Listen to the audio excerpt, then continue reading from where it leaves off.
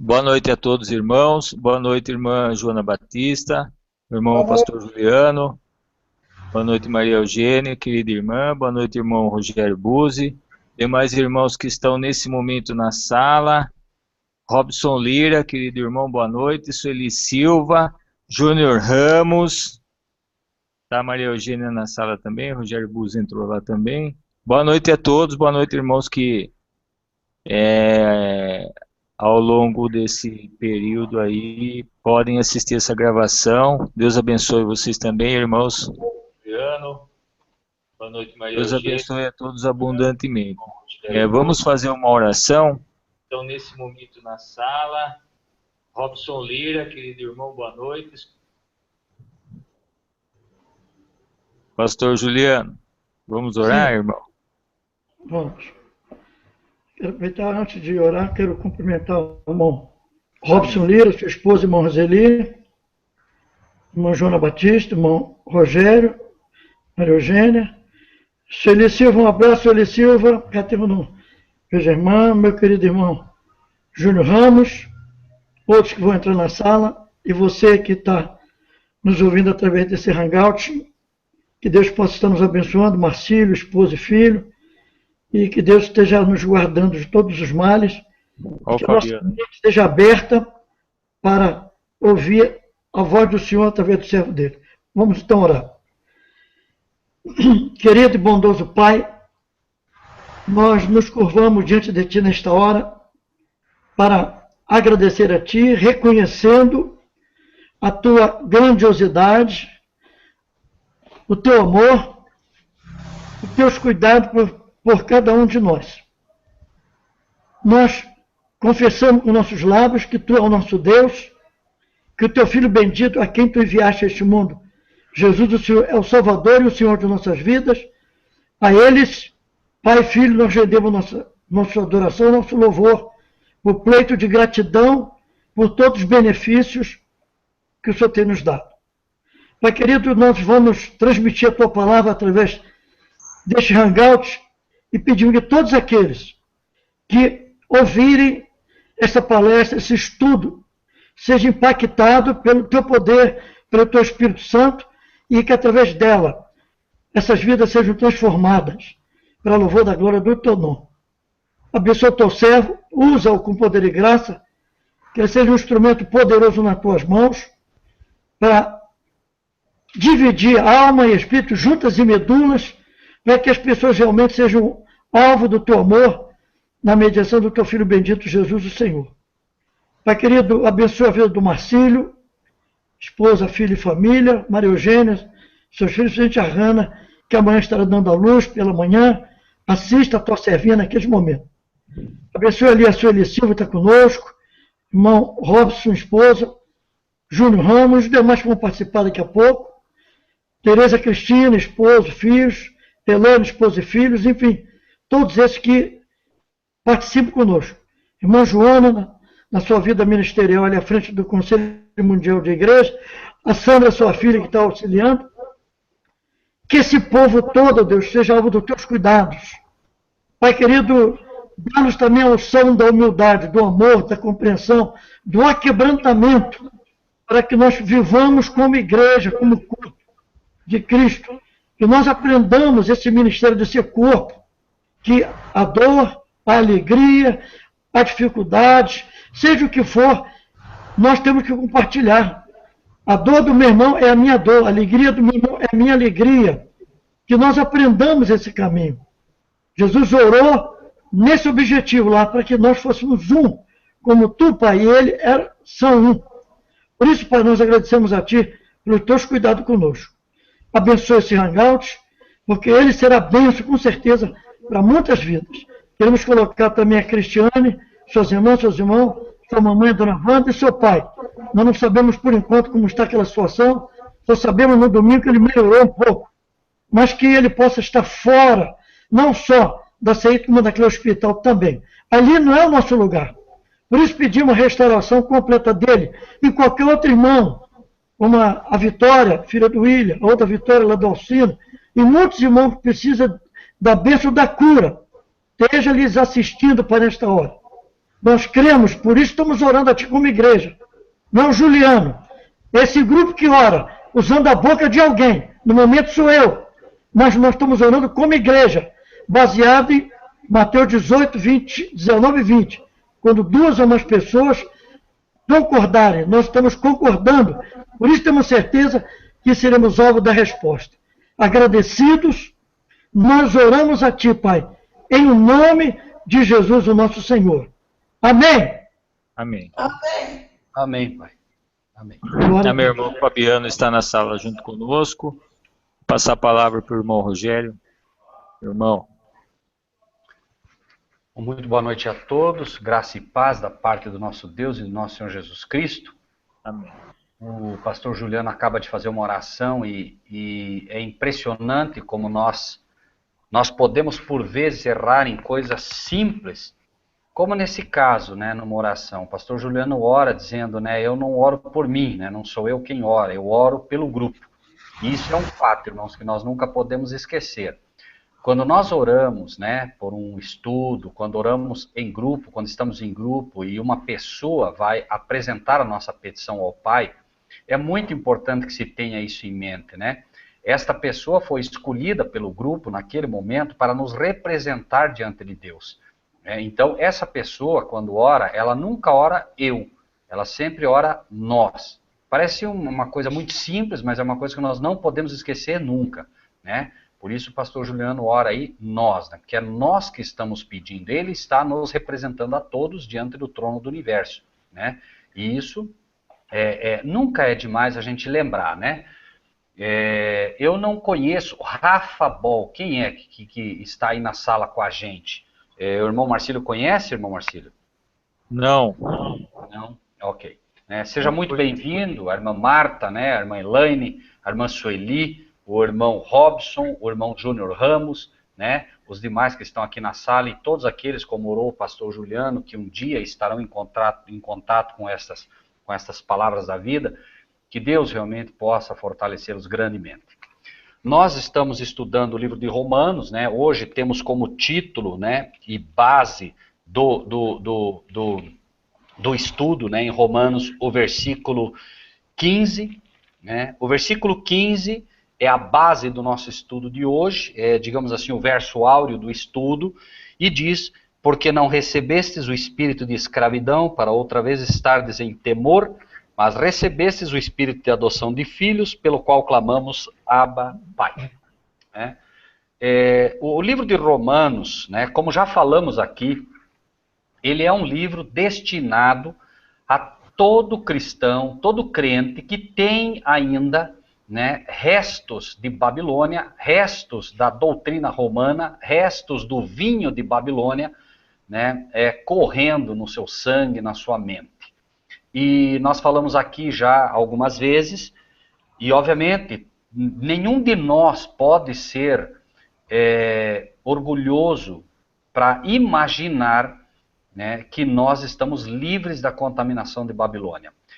Apocalipse, no capítulo 14, o versículo 7 em diante, e também Apocalipse 18, apresentam uma mensagem que é dada ao mundo, a toda a terra, tribo, língua e nação, e é dito ali que nós devemos sair de Babilônia. Sai dela, povo meu, para não serdes participantes dos pecados que ela cometeu.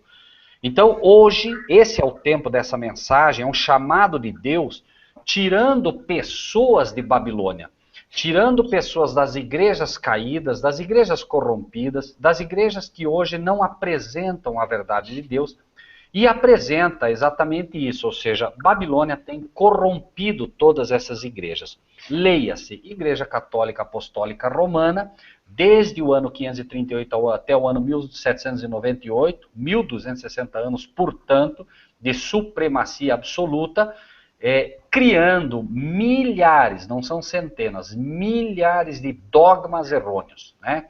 Desde a confissão auricular ao padre, né, numa época em que se buscava, né, que as pessoas, o verdadeiro objetivo era com que as pessoas realmente entregassem umas às outras, por isso a confissão auricular, a suposta concepção virginal de Maria, a assunção ao céu virginal, enfim, Maria como corredentora, Maria como co-salvadora, etc, etc, etc, etc. Essas são os dogmas mais crassos que nós já conhecemos, até chegar, inclusive, a dogmas que hoje permeiam o cristianismo de uma forma assim tão profunda que é quase que impossível conseguir mostrar às pessoas o erro que em algumas doutrinas. Uma doutrina, por exemplo, bastante conhecida no meio cristão, largamente aceita, é a doutrina da Trindade.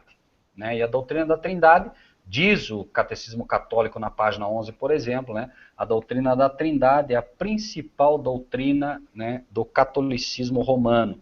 Sobre esta doutrina se baseiam todas as demais doutrinas desta igreja. É absurdo, ou seja, uma doutrina em que se ancoram todas as outras, e o mundo cristão se curva, né, a essa doutrina, além da doutrina, né, do inferno, que é o inferno a arder eternamente, outra doutrina católica. Não discutimos aqui, né, o inferno bíblico, discutimos sempre, né, a contrafação que o inimigo cria a partir de uma doutrina verdadeira. Né? Então, por todas essas coisas, o livro de Romanos se levanta, né, com poder absoluto para a gente, trabalhando exatamente no âmago da questão, trazendo, né, procurando a todo momento, em cada palavra, em cada frase, né, trabalhando como um antídoto, como uma vacina para eliminar, né, o vírus babilônico, né, que está correndo, como já dissemos, nas nossas veias. Né? Repetimos, 1260 anos, né, nós somos o produto, nós somos, né, o resultado disso tudo. Então nós temos que humildemente diante de Deus entender que, embora tenhamos saído de igrejas corrompidas, embora tenhamos hoje a liberdade de cultuar a Deus segundo os ditames da nossa consciência, é preciso que entendamos que nós não saímos puros, não saímos limpos. Deus nos tirou porque conhece nosso coração, conhece, né, a busca de cada um dos amados irmãos e irmãs, tantos que estão aqui hoje como aqueles que vão ouvir daqui a pouco, mas é preciso que nós entendamos que Deus está fazendo esse trabalho agora de purificação. Né? Primeiro, Deus busca esses corações, né, ansiosos pela verdade, e à medida que esses corações permitem, Deus vai realmente trabalhando, tirando toda a escória. E Deus inicia com o processo, né, muitas vezes inverso do que aquilo que nós imaginamos. Nós imaginamos que Deus primeiro limparia nossos corações. Deus primeiro vai limpar nossos corações, não dos nossos comportamentos errôneos. Primeiro Deus vai limpar as doutrinas babilônicas do nosso coração. É essa limpeza que ele faz. Eis que estou à porta e bato. Se alguém abrir, entrarei a ele, cearei com ele e ele comigo. Então ele bate a porta do nosso coração, né? Entra, se nós permitirmos, e ele vai tirar tudo, absolutamente tudo o que são esses, né, esses erros babilônicos, para aí iniciar um processo, né, de trabalho no nosso comportamento daí. Deus não pode dar o Espírito Santo hoje a nós com toda a força que gostaria, porque seria o mesmo que dar poder para nós ensinar o erro, ou ensinar aquilo que ainda está errado. Imagine nós hoje com a energia e o poder do Espírito de Deus, né, como foi dado a Elias, como foi dado ao próprio Cristo, né, que pregava com um poder extraordinário. Imaginem nós com esse poder hoje, ensinando ainda coisas erradas. Nós teríamos depois um trabalho muito maior para retirar o erro que teríamos porventura colocado. Então hoje o processo de Deus é limpar nosso coração de tudo isso, para depois, né, conforme Apocalipse 11, derramar o seu Espírito, né, com toda a força que deve ser, para que este povo preparado agora possa dar ao mundo o verdadeiro pão da vida, que infelizmente hoje ainda tem muito do fermento dos fariseus. Né? Então, Romanos 8, vamos ler a partir do versículo 1, apenas num resumo, uma vez que já estudamos até o versículo 11, vamos hoje então pegar um resumo bem rápido, né? Depois de apresentar, né, depois de o apóstolo Paulo apresentar no capítulo 7, né, a luta entre a lei que opera nos membros e a lei e o Espírito de Deus operando na mente, ele diz no versículo 8, no capítulo 8, versículo 1, portanto agora nenhuma condenação há para os que estão em Cristo Jesus, que não andam segundo a carne, mas segundo o Espírito. Né? as pessoas imaginam que ao aceitar a Cristo Jesus, elas estão automaticamente andando em espírito. Não é assim. Né? Andar em espírito, andar segundo o espírito é, como diz o texto aqui, estar nele. Não é apenas aceitar a Cristo, porque você pode aceitar a Cristo Jesus hoje e abandoná-lo amanhã. Né? O andar segundo o espírito é estar nele constantemente, dia a dia. Então, nenhuma condenação há para os que estão, não é para os que aceitaram.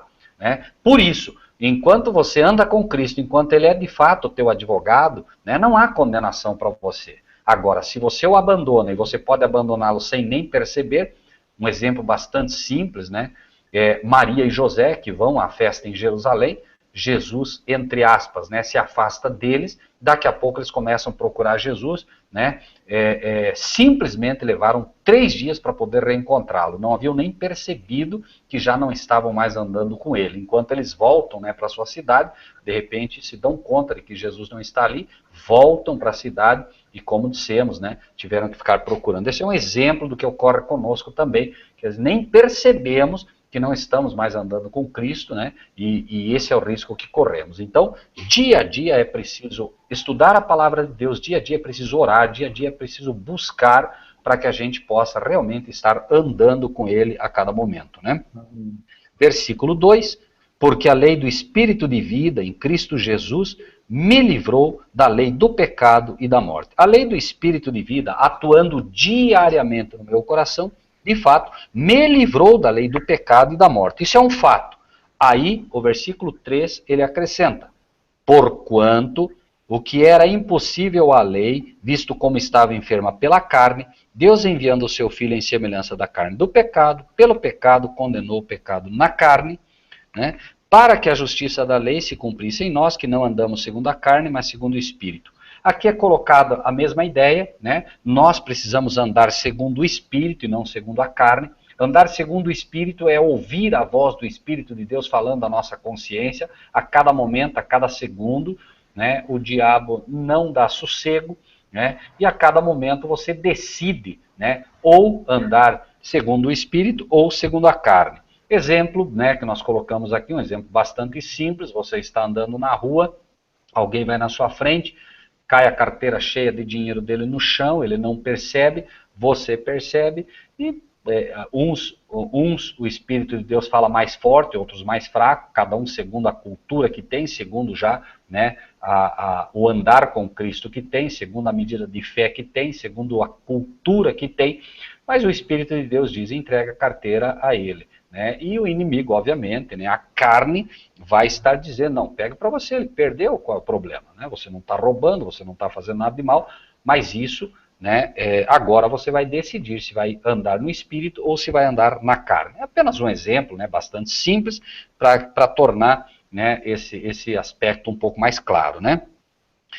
O versículo 3 diz, o que era impossível à lei, né, visto que estava enferma pela carne, ou seja, não é que a lei estava enferma, pela carne a lei como que ficou doente, ou seja, né, nós, a partir do momento que pecamos, fomos nos degradando cada vez mais, chega um momento que de fato, né, nós estamos impossibilitados de cumprir a lei como a lei requer. A lei requer a nota 10, nós fomos impossibilitados disso, Jesus vem e mostra, dando exemplo para nós, não apenas o exemplo, né, mas também, né, mostrando como se faz, cumpre a lei de Deus, por isso o texto diz, né, para que a justiça da lei se cumprisse em nós, que não andamos segundo a carne, mas segundo o Espírito. A essa nota 10, Cristo acredita a nosso favor, e agora ele pede que a gente procure guardar esta lei, uma vez que ele não só, né, é o nosso Salvador, cumprindo a lei como fez, mas sendo também o nosso exemplo. Né? Então, agora, né, este grupo de pessoas que realmente compreende, né,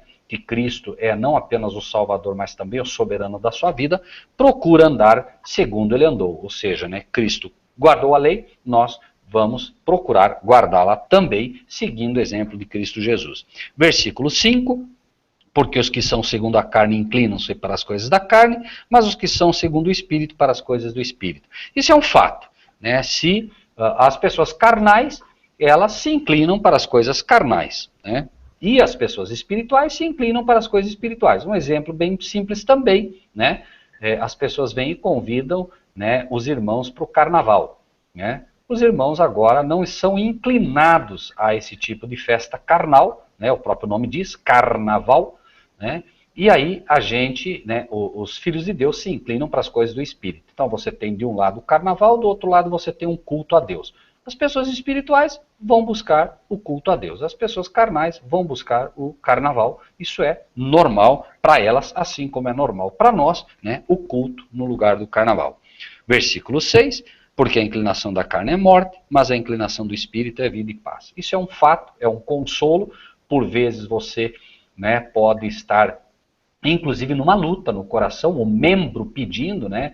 É apenas um exemplo também, por favor, você imagine um recém-converso que gostava muito de carnaval, ele está no culto e começa a passar a mangueira lá fora, né? Com batuque, com tudo. Ele ainda é um bebê espiritual, por vezes ele começa como que, o membro começa quase que automaticamente a querer sambar, ele tem que segurar o lobo ali, ele tem que segurar o membro, porque o membro, né, habituado com isso, ele luta, né, pela supremacia. E a mente, né, diz não, e o membro diz sim, vamos lá, vamos pular.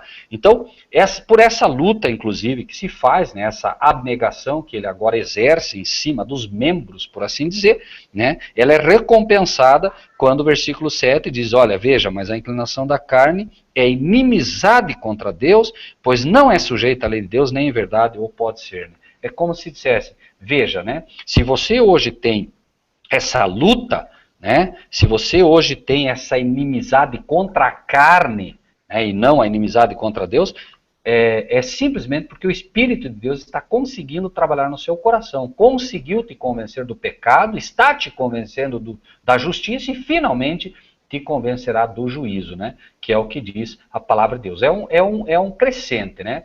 O Espírito de Deus convence do pecado. Primeiro ele te diz, olha, o carnaval é um pecado, é uma coisa que não agrada a Deus, né? Te convence depois do juízo, mostrando, olha, ainda que você tenha luta, né? Lembre-se que os homens todos irão para um juízo, mas finalmente a justiça de Cristo será colocada sobre ti, para que você possa ser inocentado no tribunal de Deus. E isso é que move o verdadeiro cristão, né, a permanecer firme, né, perseverante, principalmente, né, fazendo aquilo que Deus lhe pede, né? Versículo 8 foi o tema do estudo passado. Portanto, os que estão na carne não podem agradar a Deus. Note, os que estão no espírito agradam a Deus. Os que estão na carne não podem agradar a Deus. Não é os que aceitaram, repetimos, né? E também não é os que foram. Os que foram na carne e hoje estão no espírito agradam a Deus. Os que foram no espírito e hoje estão na carne não podem agradar a Deus, né? É o mesmo caso, né? A apostasia demarca exatamente esse caso. Se faz muita confusão, inclusive, em relação a isso, porque se diz, veja, mas o nome da pessoa é escrito no livro da vida. Fato, você aceitou a Cristo Jesus, teu nome é escrito no livro da vida.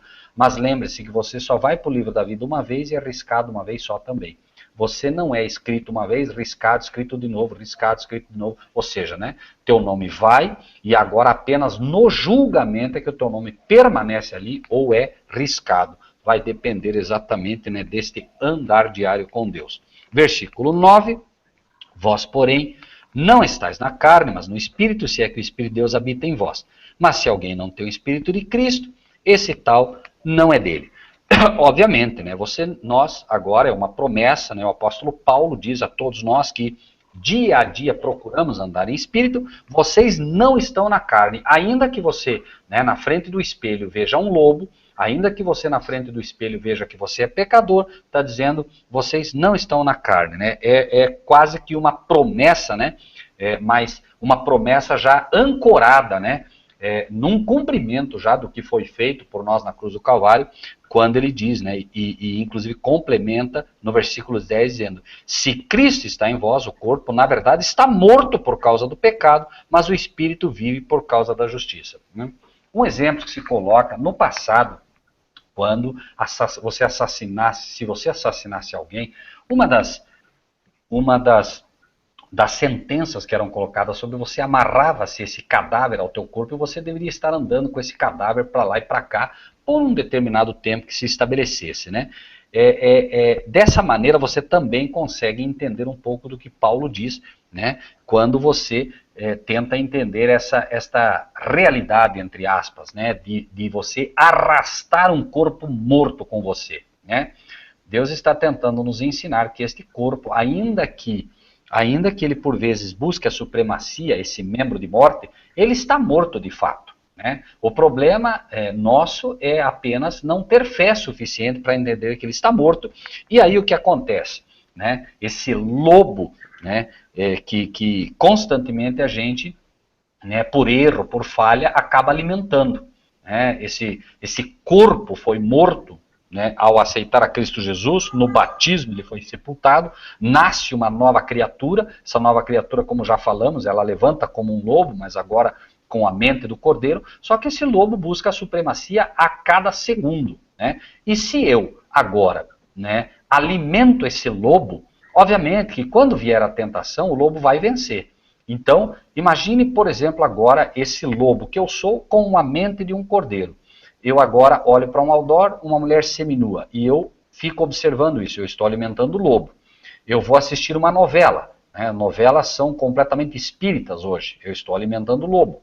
Eu vou assistir filmes que não convém. Estou alimentando o lobo. Eu fico escutando músicas mundanas. Estou alimentando o lobo.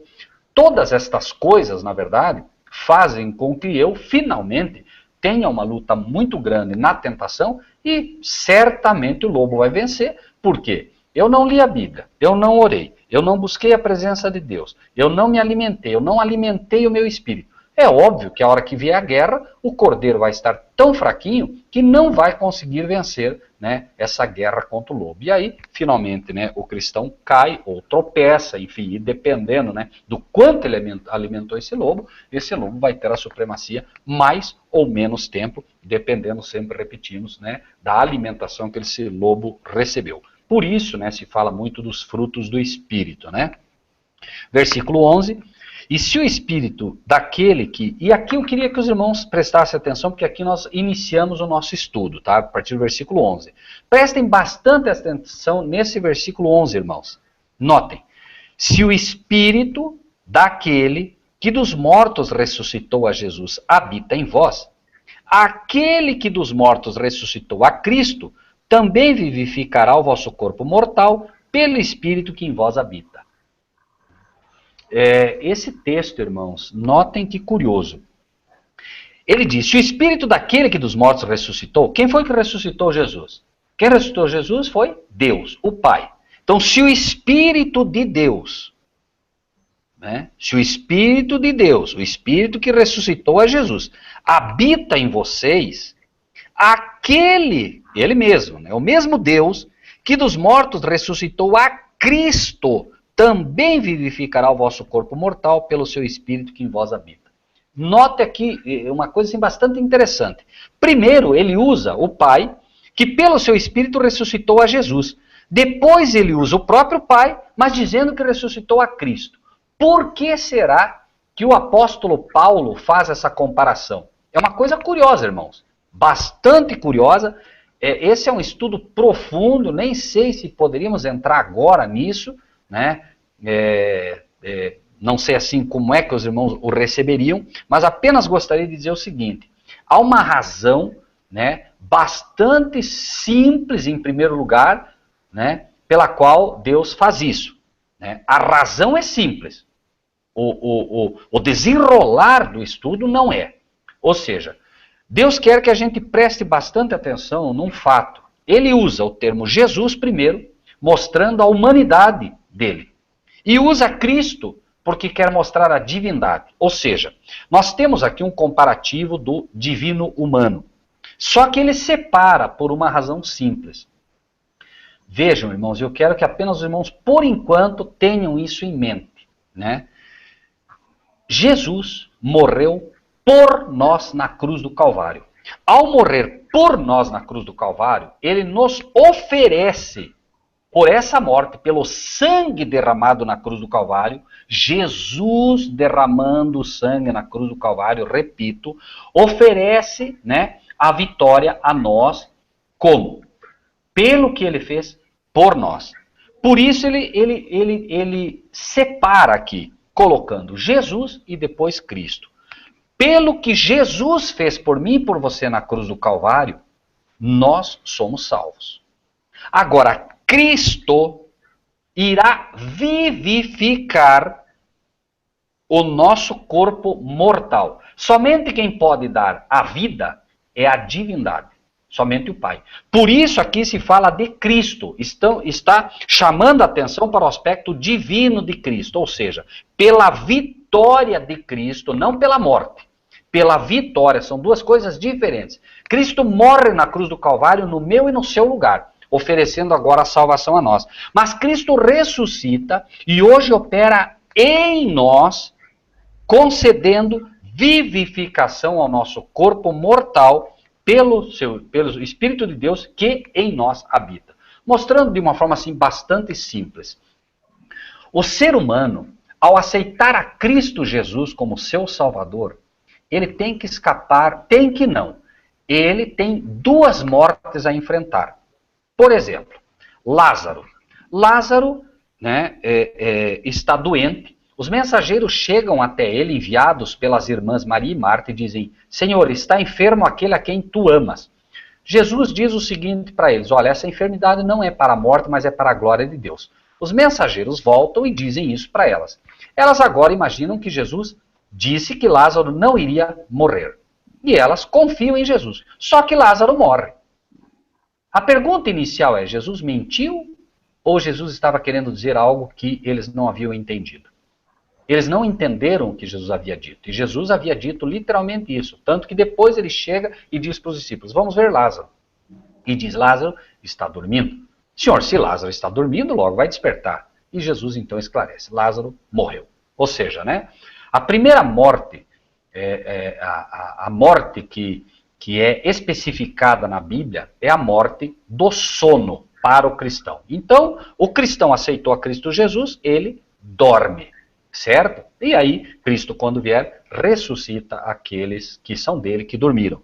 Mas Jesus teve que vencer uma outra morte, que é o que a Bíblia chama de segunda morte. Vejam, por exemplo, o que está escrito no livro de Apocalipse, no capítulo 20. Por isso essa diferença é colocada aqui como uma promessa de que o povo de Deus realmente não vai passar pela segunda morte, que é a mais complicada. Veja o que diz assim, capítulo 20 de Apocalipse, versículo 6. Bem-aventurado e santo aquele que tem parte na primeira ressurreição. Sobre estes não tem poder a segunda morte, mas serão sacerdotes de Deus e de Cristo e reinarão com ele 1000 anos. Então, a segunda morte, que é a morte eterna, que é a separação eterna entre o homem e Deus, né, o cristão já tem assegurado por aquilo que Jesus fez na cruz do Calvário, certo? Ao morrer na cruz do Calvário, Jesus assegura a todo cristão que ele não vai precisar passar por isso. Mas é preciso agora que o cristão seja vivificado. Então, essa vivificação é dada pelo Espírito de Deus, que constantemente é comunicado ao ser humano. Por isso, Romanos, aqui, falamos sempre da justificação pela fé como sendo a justiça imputada ao ser humano, aquilo que Cristo fez por nós na cruz do Calvário, e a justiça comunicada de Cristo, que é o que Cristo faz hoje em nós a partir do santuário. Então, hoje, Cristo comunica o seu Espírito a nós diariamente para que nós sejamos vivificados diariamente, para que este corpo mortal não tenha a supremacia. Então, entramos, né? Vejam, por exemplo, né, o capítulo 8 que estamos, versículo 11. Vamos ler o que diz Lucas, capítulo 23, por exemplo. Lucas, capítulo 23, versículos 46. Lucas 23, versículo 46. Vejam que coisa interessante que achamos aqui. Lucas 23, versículo 46. Diz: E clamando Jesus com grande voz disse: Pai, nas tuas mãos entrego o meu espírito. E havendo dito isso, expirou. Por vezes, irmãos, pode parecer absurdo algumas coisas que os irmãos talvez ouçam pela primeira vez, mas eu apenas peço que tenham paciência e considerem com Deus depois essa questão. Veja, Jesus diz exatamente o que diz Estevão. Estevão também diz exatamente isso: em tuas mãos entrego o meu espírito. Né? Por que isso? Por que esse comparativo se Jesus aparentemente tinha a vida eterna que Estevão não tinha? Né? Aqui há uma questão a ser colocada de forma assim bem breve, por favor. Né? É fato e está escrito. Aqui diz Jesus: Pai, nas tuas mãos entrego o meu espírito. O homem, quando é formado, vejam bem, não vamos fazer confusão aqui. O homem, quando é formado, é soprado sobre o homem o fôlego da vida. Veja, se Deus sopra sobre o homem o fôlego da vida, o que Deus faz é como se nós disséssemos assim: ele expira no homem e o homem inspira a vida. Ou seja, Deus agora sopra, o homem recebe esse espírito e torna-se uma alma vivente. Jesus está mostrando aqui que ele está entregando ao Pai algo que ele recebeu do Pai, certo? Por isso ele diz assim: o Pai me deu, este mandamento eu recebi do meu Pai. Ou seja, existe uma vida que Jesus teve na terra, que ele recebeu do Pai, como ser humano. Mas ele, como Cristo, ele é, como diz a Bíblia, desde a eternidade. Por isso se faz uma confusão enorme com essa questão da vida eterna. Né? É uma confusão que se faz por quê? Porque existe, repetimos, aquilo que Jesus, como ser humano, recebeu do Pai, como todo homem recebe. Jesus entrega nas mãos do Pai esse Espírito que ele recebeu, e diz o texto, dizendo isso, expirou. É ali que ele dorme o sono da morte. E ele vai para a sepultura desta forma, e ficaria lá, a não ser que o Pai o chamasse. Como é de fato. Por isso diz que o Pai o ressuscitou. O Pai traz o Filho do sono, irmãos. Do sono. Ele entrega o Espírito ao Pai pela fé. Por isso diz que foi obediente até a morte e morte de cruz. Ele foi obediente, entrega para o Pai o seu Espírito, confiando plenamente no Pai. E quando chega a hora, o Pai agora envia o seu anjo: Filho do Deus vivo, levanta, teu Pai te chama. E agora ele recebe esse Espírito de volta e levanta. Mas existe algo que Cristo conquistou, que era a morte eterna. Ele veio para conquistar a morte eterna para nós. Como conquistar a morte eterna? A morte cobrava seu preço. A alma que pecar certamente morrerá. E era a morte eterna ali. A separação final entre o homem e Deus. Só que, por não pecar, o salário do pecado é a morte eterna. Por não pecar, Cristo conquista agora o poder sobre a morte, e essa ele oferece ao ser humano como uma dádiva pura e simples dele. Esta ele conquistou de fato ao viver uma vida pura sem pecado. É com base nessa que ele vivifica o ser humano. Ou seja, né, Cristo Jesus de fato, se os irmãos quiserem depois, podem ler, né, alguns textos que vão deixar isso um pouco mais claro, né? Mateus 12, 40, Marcos 14, 32, Jonas 2, 1 a 6. Por isso que se faz uma outra confusão enorme também, quando Jesus diz assim como, né, Jonas, que ficou 3 dias e 3 noites no seio, etc, etc, etc, assim também o Filho do Homem. E quando você faz o cálculo da morte de Jesus na cruz, não dá 3 dias e 3 noites. O comparativo que Cristo faz ali é com a morte eterna. E esta morte eterna, ela ocorre no Getsemane, quando ele sua gotas de sangue. Pai, se possível, passa de mim esse cálice. Ali estava acontecendo a separação entre o Pai e o Filho. O Filho assumindo todos os pecados sobre si, ali no Getsemane, e agora ele sua gotas de sangue, porque é uma separação violenta que está acontecendo ali entre o Pai e o Filho. Ao se tornar, não ser, ao assumir todos os pecados da humanidade, Cristo no Getsemane está suando essas gotas de sangue, está pedindo ao Pai: Pai, se possível, passa de mim esse cálice. Né? E se vocês compararem, é exatamente o abismo que Jonas ali apresenta, ou seja, uma angústia específica, né, própria da separação. Não vamos entrar mais nisso, uma hora prometo aos irmãos, se quiser, a gente pode estudar isso com mais detalhes, mas é interessante que os irmãos, por enquanto, pelo menos tenham em mente essa questão, né, do versículo 11 de Romanos 8.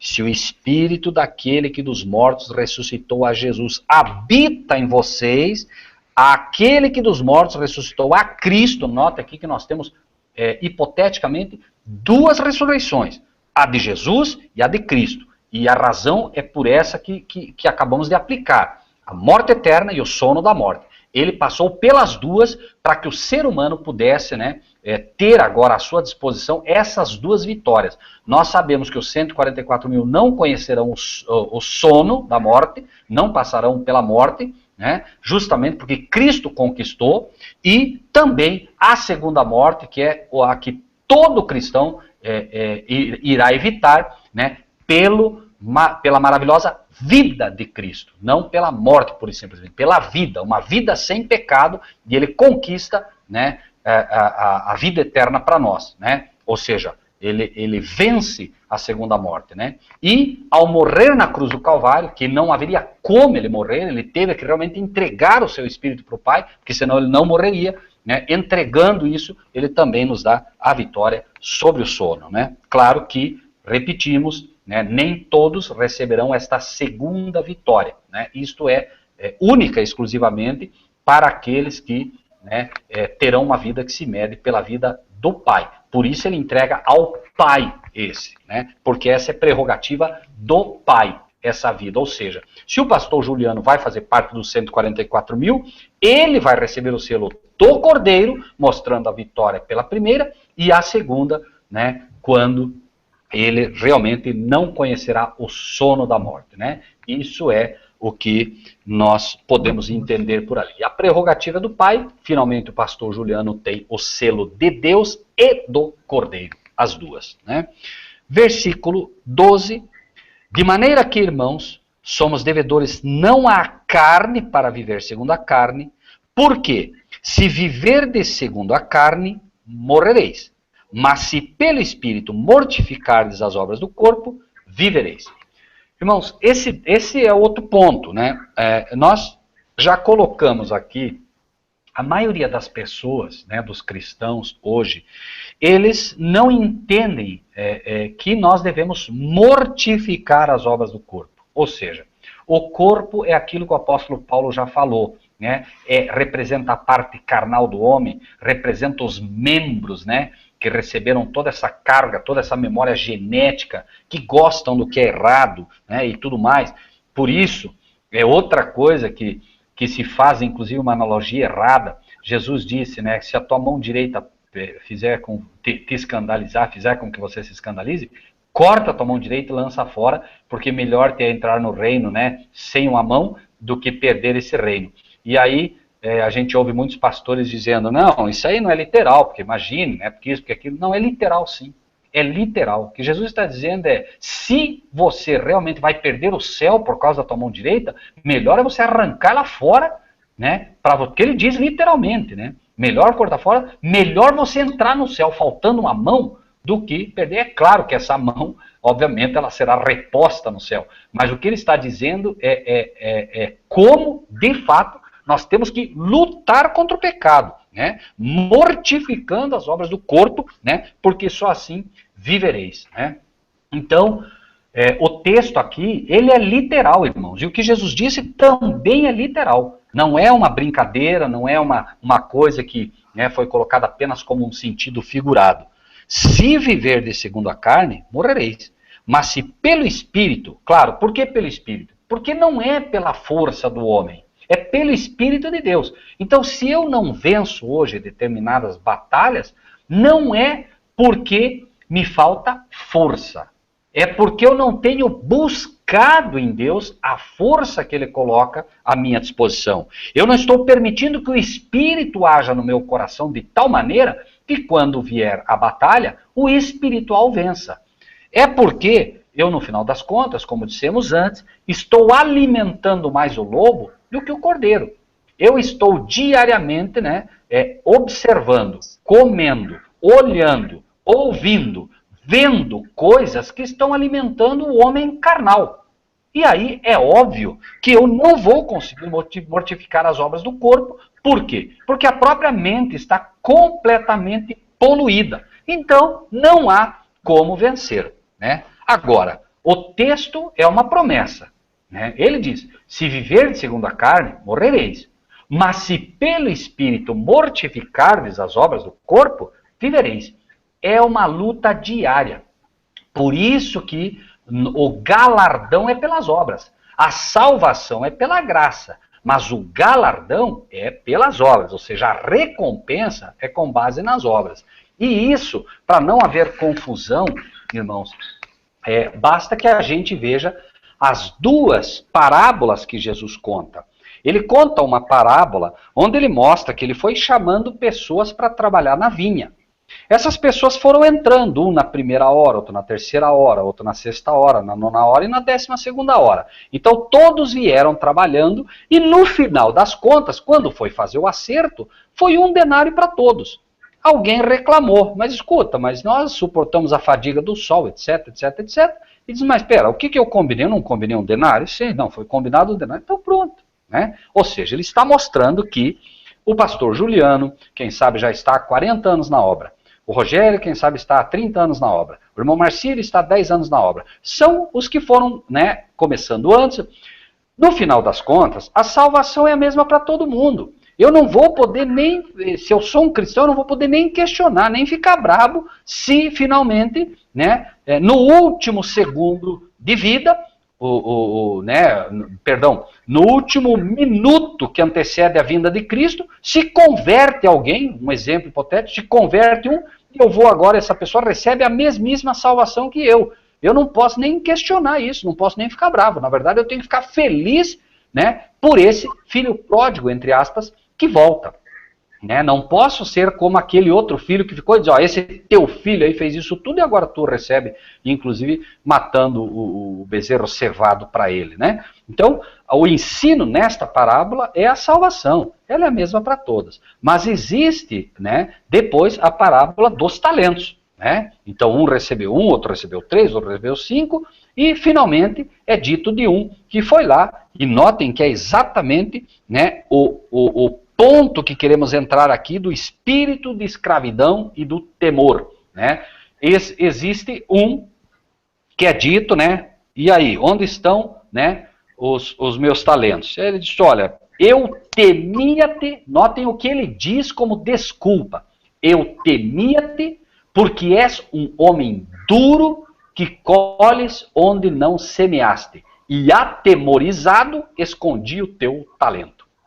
É exatamente isso. A pessoa, ela conheceu um Deus que criou o inferno, esse Deus é um tirano, esse Deus é duro, esse Deus é bruto, esse Deus castiga, tudo que ela aprendeu desde criança, cuidado, Deus castiga, Deus castiga, Deus castiga. Então ela cresce com essa ideia e ele realmente, tendo medo de Deus, ele não vai trabalhar para Deus. Ele vai ter medo o tempo todo e ainda que ele tente fazer alguma coisa, ele vai fazer por medo e não por amor. Né? E finalmente vai acontecer, mais dia menos dia, que ele vai enterrar o talento, porque não se pode servir a Deus por medo. Né? E Deus, obviamente, merece que nós o sirvamos por amor, como um Deus de amor que é. Então, a primeira parábola mostra a salvação, a segunda parábola mostra o galardão. Por isso é dito, bom está, servo bom e fiel, sobre o pouco foste fiel, sobre o muito te colocarei. Isso é galardão. Ele é recompensado segundo as obras, né? Inclusive, né, nem todos precisam ser pregadores. Jesus mostrou, inclusive, isso de forma bastante clara, quando disse, olha, você tinha medo de mim por isso, por que não confiou, então, né, o meu talento aos banqueiros para que eles me devolvessem com juros? Ou seja, por que então, se você não sabe pregar, se você tem medo de pregar sobre esse Deus, por que você, pelo menos, então, não confiou o dízimo àqueles que fazem esse trabalho, ou as ofertas, enfim, né, esses teus talentos não confiou a pessoas que estariam, né, capacitadas para levar o evangelho e assim Jesus teria recebido com juros também esses talentos, né? Então, de certa forma, ninguém tem desculpa, ninguém tem escusas, uma vez que o galardão é prometido, mesmo para aqueles que, embora não se sentindo capazes, mas pelo menos amam a Deus e querem fazer um trabalho para Ele. A gente vê um exemplo bastante bonito também naquela pobre viúva que deu 2 moedinhas, né? O texto, Jesus disse, né? Na verdade vos digo que ela deu mais do que todos esses. A gente olha aquilo ali e pensa, né, que aquilo também era um simbolismo. Não. Quando ela coloca aquelas 2 moedinhas, né?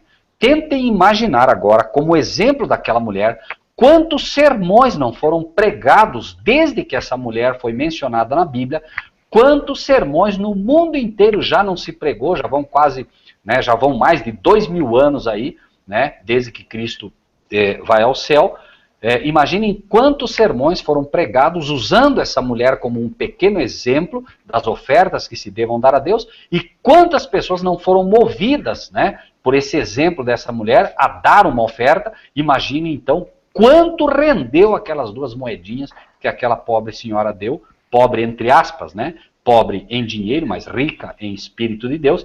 Então Jesus literalmente, quando disse que deu mais do que todos aqueles, deu de fato, porque embora eles tivessem naquela época dado, quem sabe, um balaio de dinheiro, né, não se compara a todos os juros, entre aspas, que renderam o dinheiro que aquela senhora deu, né?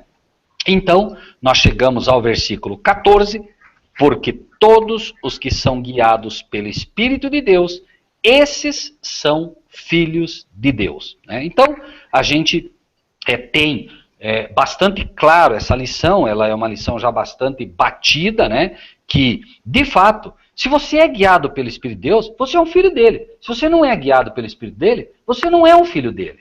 Não importa o que você diga, o que você acha, ou o que você pensa, né? Os filhos de Deus são guiados pelo Espírito de Deus. Simples e direto, não tem muito que fazer confusão.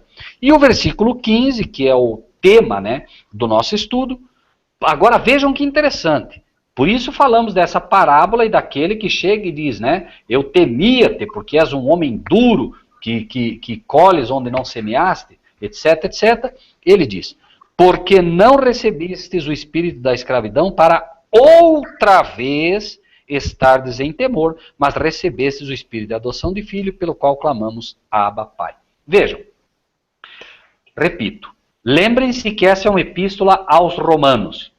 Esta é uma epístola aos crentes que têm a visão católica ainda. Agora vamos substituir por um momento. Porque vocês, meus irmãos, não receberam o espírito de escravidão para, de novo, estar com medo. Por que de novo estar com medo? Porque antes de receber o Espírito de Deus, antes de receber a luz que Deus quer dar ao seu povo, nós, e eu digo nós, como romanos que éramos, acreditávamos no quê? No inferno a arder eternamente. Acreditando nessa doutrina romana, babilônica, nós vivíamos com medo do inferno. Agora, libertos, recebendo o espírito de escravidão, o que acontece? Nós não recebemos o espírito de escravidão para outra vez estarmos em temor. O diabo finalmente foi vencido na questão do inferno conosco. Nós não acreditamos mais no inferno arder eternamente, acreditamos no inferno bíblico, que é a segunda morte. Só que o diabo criou um outro problema para nós termos medo. Hoje, você chega numa igreja adventista, principalmente, que tem um conceito bom, né, da mortalidade da alma, não crê no inferno arder eternamente, e aí você chega para eles, por exemplo, né, e diz o seguinte, hoje vamos pregar sobre o juízo. Vamos abrir a Bíblia em Apocalipse 3, carta a Laodiceia mostrando o juízo a essa igreja. Medo. Todos têm medo. E é exatamente o que acontece. E o apóstolo Paulo está dizendo que não é para nós termos medo outra vez. Não é para ter medo do inferno, não é para ter medo do juízo. Por quê? Porque a palavra de Deus diz, o perfeito amor lança fora o temor. Se nós tivermos medo do juízo, Isso prova que nós não temos ainda o amor de Cristo em nosso coração. Não é o Espírito de Deus em sua plenitude que está conseguindo trabalhar no nosso coração. Porque se eu hoje sei que vem um juízo e eu acredito nele, mas eu conheço o meu advogado, que nunca perdeu uma causa, por que eu teria medo do juízo? Eu não tenho. Então, o texto diz, porque não recebestes o espírito de escravidão para outra vez estares em temor. Né? Vamos ler, por exemplo, o que diz Colossenses 2, 5 a 7. Colossenses 2, 5 a 7. Para tentar esclarecer um pouquinho isso.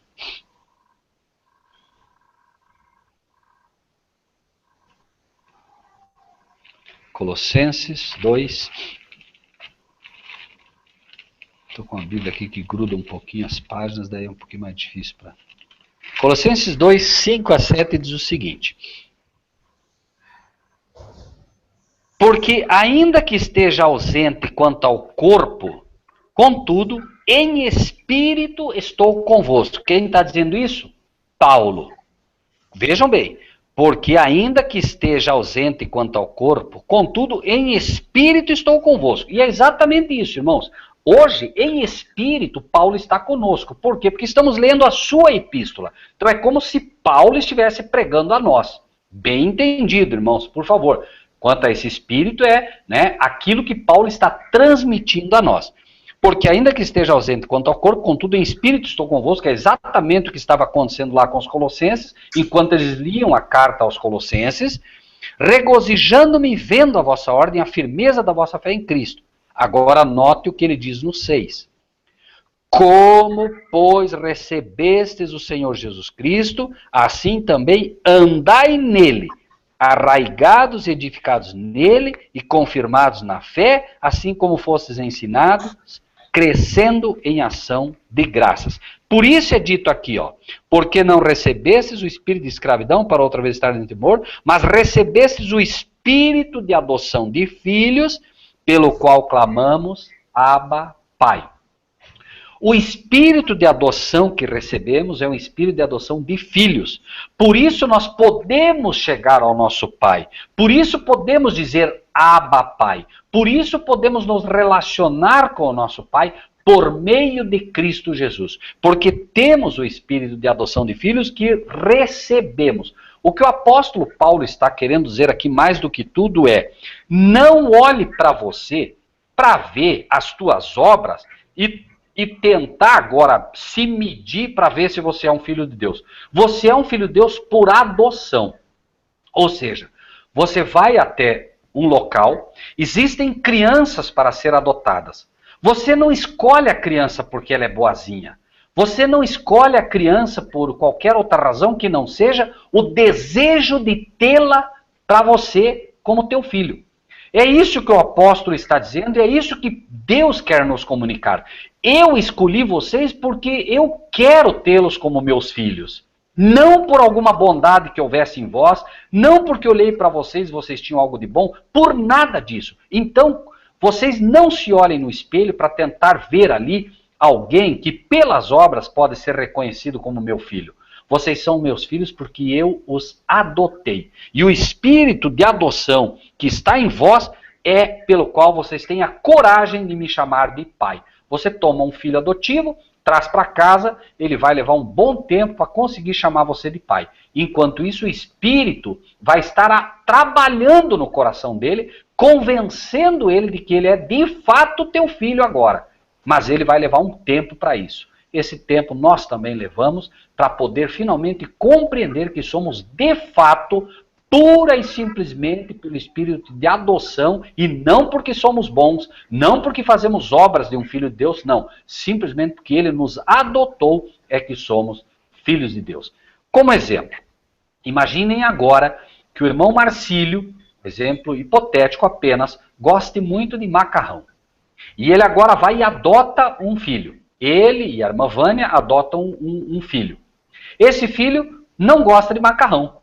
Então eu vou visitar ele, chego, eu vejo o irmão Marcílio, vejo o Davizinho, vejo a irmã Vânia comendo macarrão e gostando demais. E o menino comendo arroz. eu olho para ele e digo, escuta, irmão Marcílio, mas esse é teu filho, esse menino aí? É, meu filho. Ah, tá. Tá bom, tudo bem. Né? Passa o tempo, daqui 1 ano eu vou visitar eles. Esse menino vai estar comendo macarrão com tanto gosto quanto todos eles. Por quê? Devagarinho, claro, é um exemplo hipotético, por favor.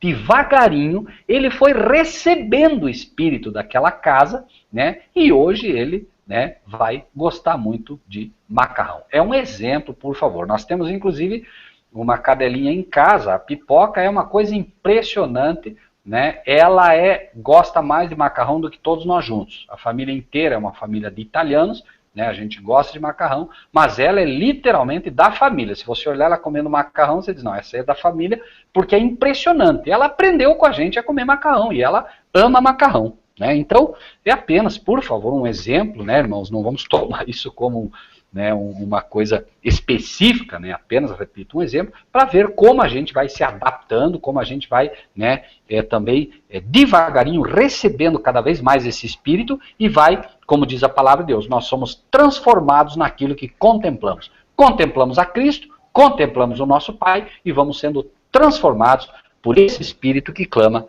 Abba, Pai. Versículo 16. O mesmo Espírito testifica com o nosso Espírito que somos filhos de Deus. Irmãos, aqui existe uma outra coisa que os irmãos devem considerar com carinho.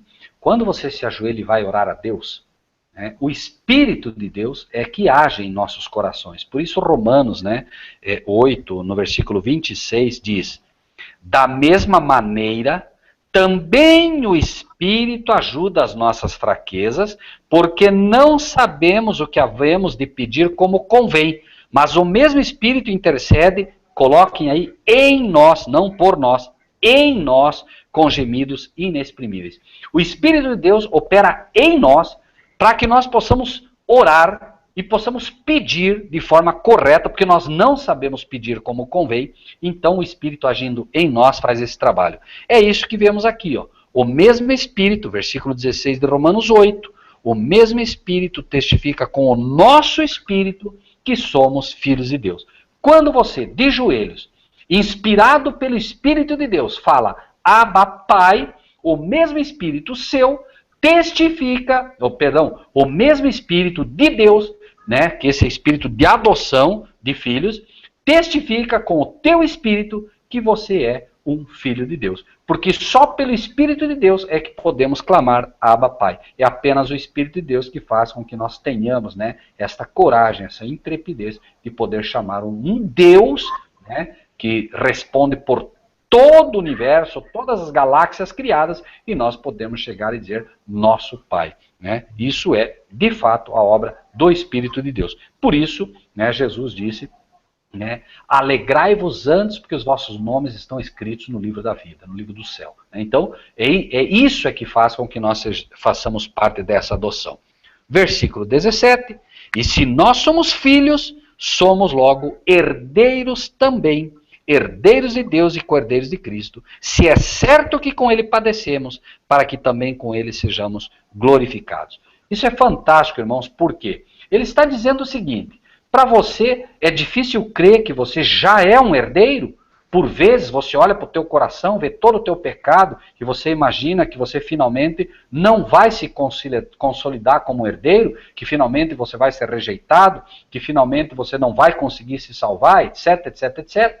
Para esse espírito de temor, essa é uma nova vacina. Se você consegue crer que é um filho pela adoção, então você também tem que crer, porque você é também um herdeiro de Deus e co-herdeiro de Cristo. Por que co-herdeiro de Cristo?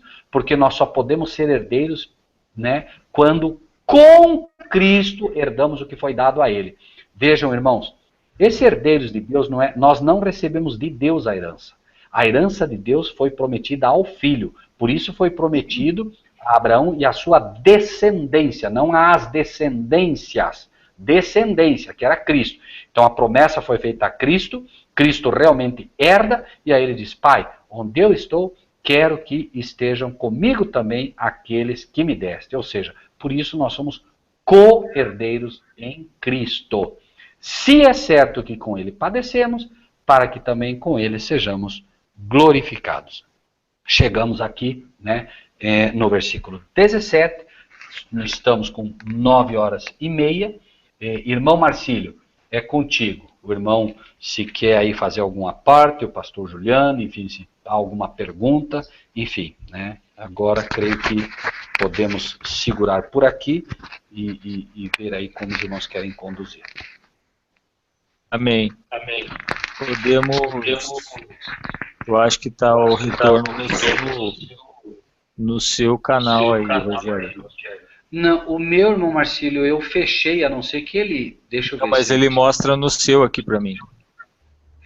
Mas está fechado, irmão Marcílio. Agora sim. Não, ele estava fechado, mas não sei como é que ele deu retorno, mas tudo bem. Pode ser porque está próximo da caixa, alguma coisa assim, não, né? Não sei. Bom, enfim, está fechado.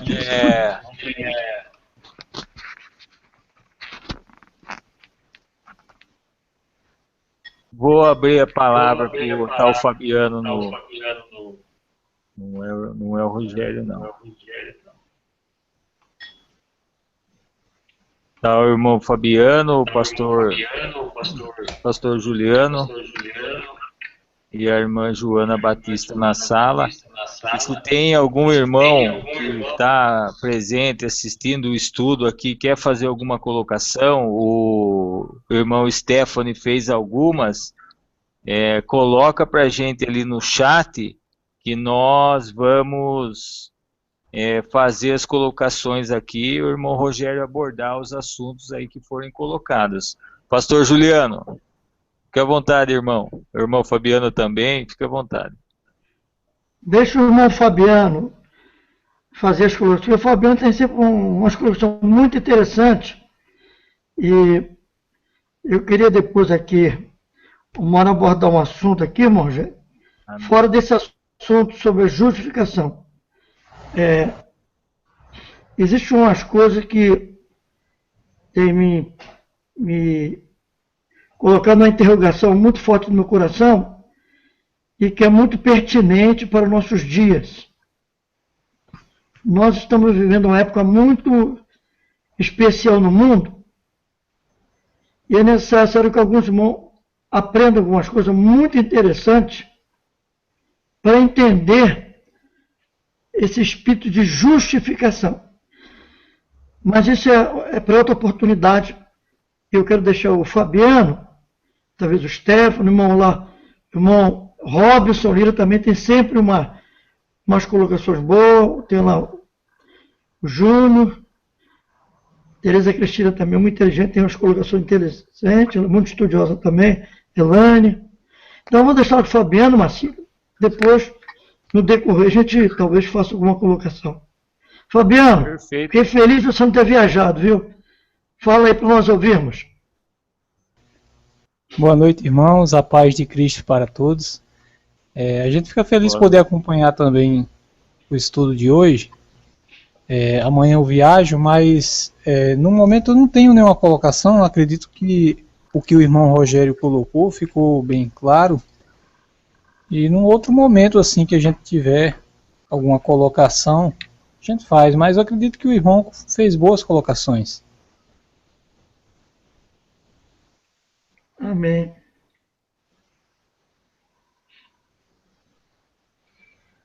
Irmão Robson, irmão Júnior, alguma pergunta, meus amados irmãos? Se tiverem, por favor, fiquem à vontade, se a gente puder ajudar.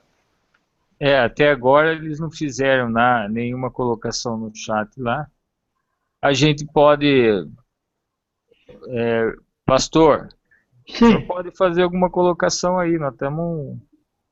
Não, eu queria fazer umas colocações e abordar um assunto, mas está completamente fora desse assunto, entendeu? Sobre justificação. Eu vou só fazer uma colocação para despertar os irmãos com umas coisas interessantes. A Bíblia é um livro muito interessante. Inclusive, irmão Rogério, eu tinha muita vontade de fazer um estudo aqui sobre as festas judaicas que estão muito, mas muito relacionadas sobre a vinda do Senhor Jesus. É muito interessante, tem alguns aspectos daquelas festas judaicas que ela vai nos ajudar muito a entender o tempo que nós estamos vivendo agora. Por exemplo, amém. Os irmãos sabem por que Jesus morreu? Jesus morreu na Páscoa, que é o nosso Cordeiro. E por que Jesus morreu às 3 horas da tarde? Os irmãos sabem? Sim, já tem certeza que sabe. Sacrifício da tarde, né, pastor Juliano? Quando Jesus morreu, o sacerdote, ele sacrificava na sexta-feira, 3 horas da tarde, exatamente às 3 horas da tarde, amém, ele imolava o cordeiro lá no templo. Naquele exato momento que o sacerdote imolava o cordeiro lá no templo, pelo pecado da humanidade ali do povo, nesse exato momento o cordeiro de Deus era imolado lá na cruz por todos nós. Amém. Deus seja então louvado, pastor. Você vê que a equivalência das festividades. Bom, outra coisa, quando Jesus fala assim, ninguém sabe, somente o Pai. A gente se pergunta por que ele fez essa colocação, não é? Então, por exemplo, os irmãos, não sei se vão saber, na Páscoa judaica, o pai, o chefe de família, ele pegava um pedaço daquele pão asmo, ele colocava esse pão num bornal, numa sacola de pano limpinha, e escondia aquele pão. A esposa, os filhos, iam procurar aquele pão até achar. Quem achava aquele pão embrulhado, ele recebeu uma bênção especial. Depois, achado o pão, eles abriam o pão e partiam e comiam o pão. Quando Jesus fala, eu sou o verdadeiro pão que desceu do céu, que dá vida a todos vocês, Jesus morreu e ele foi escondido. Foi sepultado. Esse pão foi escondido também. E ele foi achado depois pelas irmãs. E todos que acharam esse pão têm uma bênção especial. Então tem umas coisas muito interessantes ligadas às festas, né? Outra coisa, uma das coisas que me impressiona muito é o ano do jubileu, que é uma coisa que nós devemos aprender que é muito interessante. Quando o povo de Israel saiu, foi expulso da sua terra e foi espalhada pelo mundo inteiro, nunca mais eles tiveram a oportunidade de voltar para a sua terra. Voltaram quando o Israel voltou para a sua terra, mas ali não foi a posse ainda. A posse foi na Guerra dos 6 Dias, em 67. Se a gente pegar 67 e contar o ano semitar, que quando tinha um ano, eles trabalhavam 7 períodos de 7, que dá 49 anos, aí vinha o que é a festa do Pentecostes, os 50 dias também, que é uma simbologia de sair, do dia do Pentecostes. Né? Então, existe um estudo agora, não sei se o irmão já estudou, irmão, sobre as 4 luas de sangue. Sim. É muito interessante. Todas esses eclipses, né? Que existe o eclipse solar, que é quando a Terra cobre o céu e a Lua fica escura, o céu fica negro, e tem o eclipse do Sol, e a Lua, que a Terra cobre a Lua e ela fica vermelha, né? Tem duas simbologias muito interessantes aí. E nota bem que as luas caíram exatamente nos dias de festa, né? Na Páscoa e na festa do Yom Kippur do Perdão. Então é o seguinte, se a gente fazer uma conta, quando Israel conquistou a terra em 67, ela vai sendo trabalhada esses anos todos. Vai entrar 50 anos para entrar o ano do jubileu.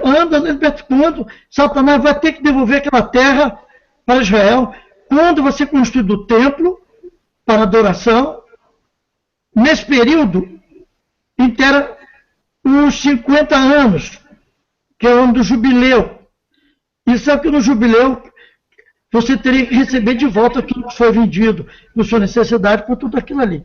Então, existe umas coisas muito interessantes que vai nos ajudar a entender por que nós devemos sair dos grandes centros para uma preparação. Eu sempre tenho falado muito que nós vamos consagrar nossas vidas, aquilo que o irmão já está falando, tirar da nossa cabeça esses 1.260 anos de sujeira. Então, para que minha memória seja purificada, eu tenho que sair desse emaranhado de confusão, para minha mente despoluindo, até eu ficar com a mente mais pura, para mim ter um entendimento melhor dos projetos de Deus para esse mundo e para a igreja no seu final. Então, são as coisas muito interessantes que eu tenho vontade de a gente começar a abordar para alertar o povo de Deus da necessidade de santificar nossas vidas. Não adianta, irmão, a gente ficar estudando certos assuntos aí, que nem gente fala de abril tem que fazer aquilo e tal, se nós não estamos nos purificando para esse encontro majestoso, né? Então, irmão Geraldo, não tem um preparo, eu tenho certeza que não tem um preparo muito grande nisso que eu estou falando. O Fabiano também, eu sei que ele sabe muita coisa nessa área. Eu queria uma dessas, a gente ter uma abordagem sobre esse assunto, porque vai ser muito interessante despertar os irmãos para as festas judaicas, que elas são o calendário de Deus dos nossos dias ainda. Não sei se o irmão Rogério concorda comigo. Pastor Juliano, eu confesso, pastor, assim, eu concordo em gênero, número e grau, mas é um tema que eu tenho um certo receio, porque as pessoas, de um modo geral, quando você fala das festas judaicas, até porque o termo é esse mesmo, você usa-se festas judaicas, quando na verdade não são festas judaicas, são festas do povo de Deus, né? E devem ser vistos como festas mesmo, né?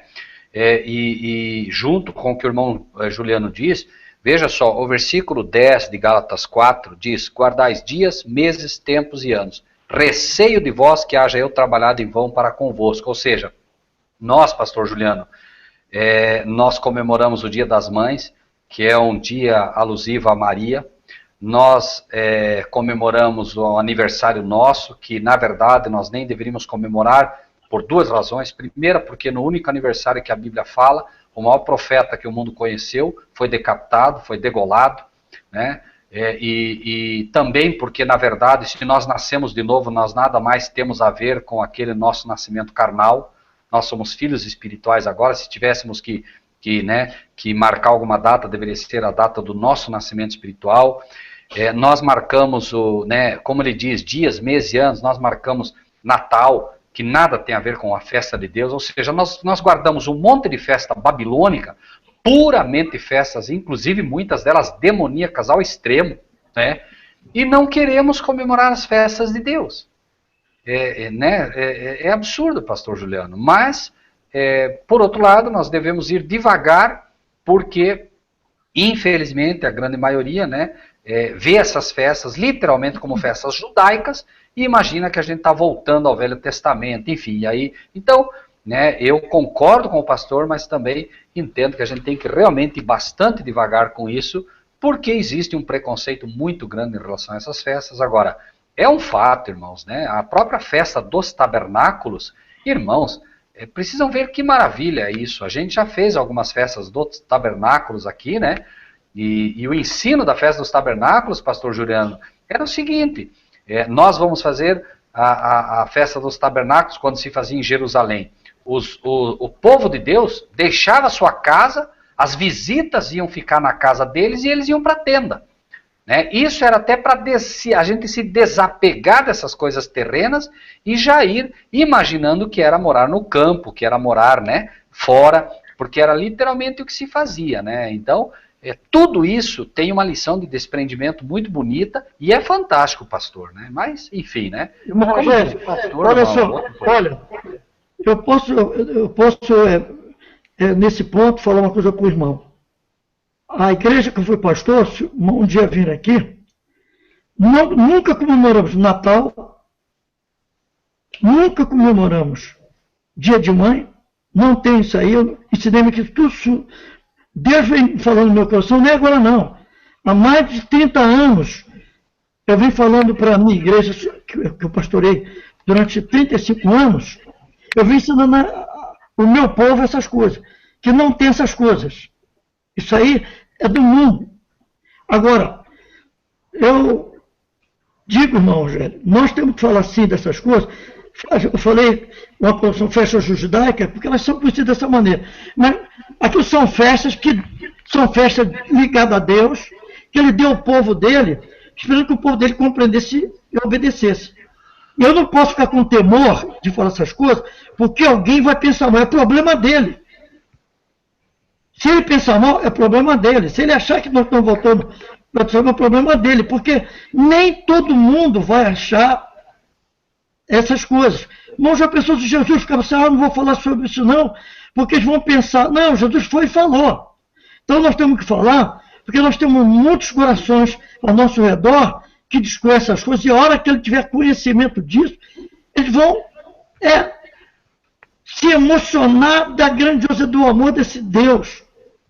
Porque nós estamos vendo uma hora muito séria, e nós não podemos perder mais um minuto não.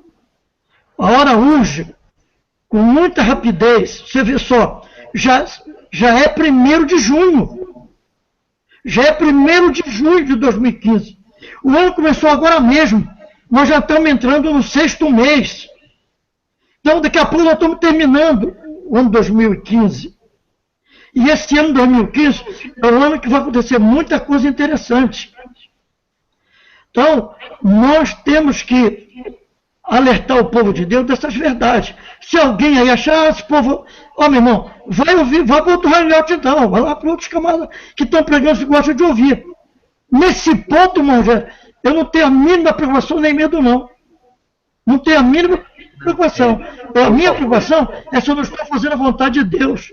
Amém. Porque às vezes a gente com essa prudência, às vezes deixa de alertar o povo de Deus e muitos vão seguindo ignorantemente por outros caminhos, porque a verdade, por exemplo, se aqueles irmãos verdadeiros que sabiam que essas coisas são erradas do catolicismo e tivesse divulgado, talvez nós estaríamos num patamar muito diferente hoje em termos espirituais.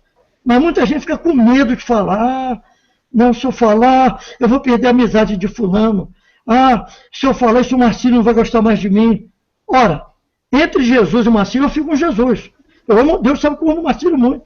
Eu tenho um amor muito grande pelo Marcílio que eu aprendi a conhecer. Eu não conheço o Fabiano fisicamente, mas eu amo o Fabiano. Mas se o Fabiano me abandonar porque eu falar a verdade, porque eu estou do lado de Jesus, é um problema dele. É um problema dele. Mas eu creio que as pessoas que são sensíveis e querem o conhecimento da verdade, vão abraçar essas coisas, porque é muito importante algumas colocações que nós temos que conhecer nos nossos dias. É muito importante. Tem muita coisa que está acontecendo e que o povo tem que ter conhecimento enquanto há oportunidade. Enquanto há oportunidade. Então, eu espero que um dia, nem que seja um hangout fechado entre nós para debater esse assunto, o irmão tem experiência, tem mais vivência nessa do que a mim, embora eu conhecendo algumas coisas, mas eu comecei a me inteirar dessas verdades dos 4 anos para cá. Então eu estou engateando, o irmão já está de pé há muito tempo, correndo. Eu estou engateando, querendo me levantar, ainda levo os tropeções ainda. Então, eu tenho que respeitar a posição do irmão, do Fabiano, que conhece muito mais do que eu dessa situação, então eu sou obrigado a ouvi-los. E eu tenho certeza que tem muita gente aí querendo ouvir os irmãos nesse aspecto. Amém, pastor. Não é um tema que eu domine, tá, pastor? Não é um tema que eu domine, é um tema que a gente, sim, já estudou um pouco, né? E o que a gente aprendeu, claro que vai ser um privilégio poder repartir. Agora, quando eu digo, pastor, disso, apenas não me entendam mal, irmãos. Eu digo, é um tema que tem que ter prudência, pastor, porque no nosso meio já se criou cada confusão em relação às festas que o pastor não tem nem ideia. Um dizendo uma coisa, outro dizendo outra. E eu só uso esse termo, né, da prudência, Porque eu entendo, né, quando Jesus disse, né, olha, eu tenho muito para falar para vocês, mas vocês não podem suportar ainda.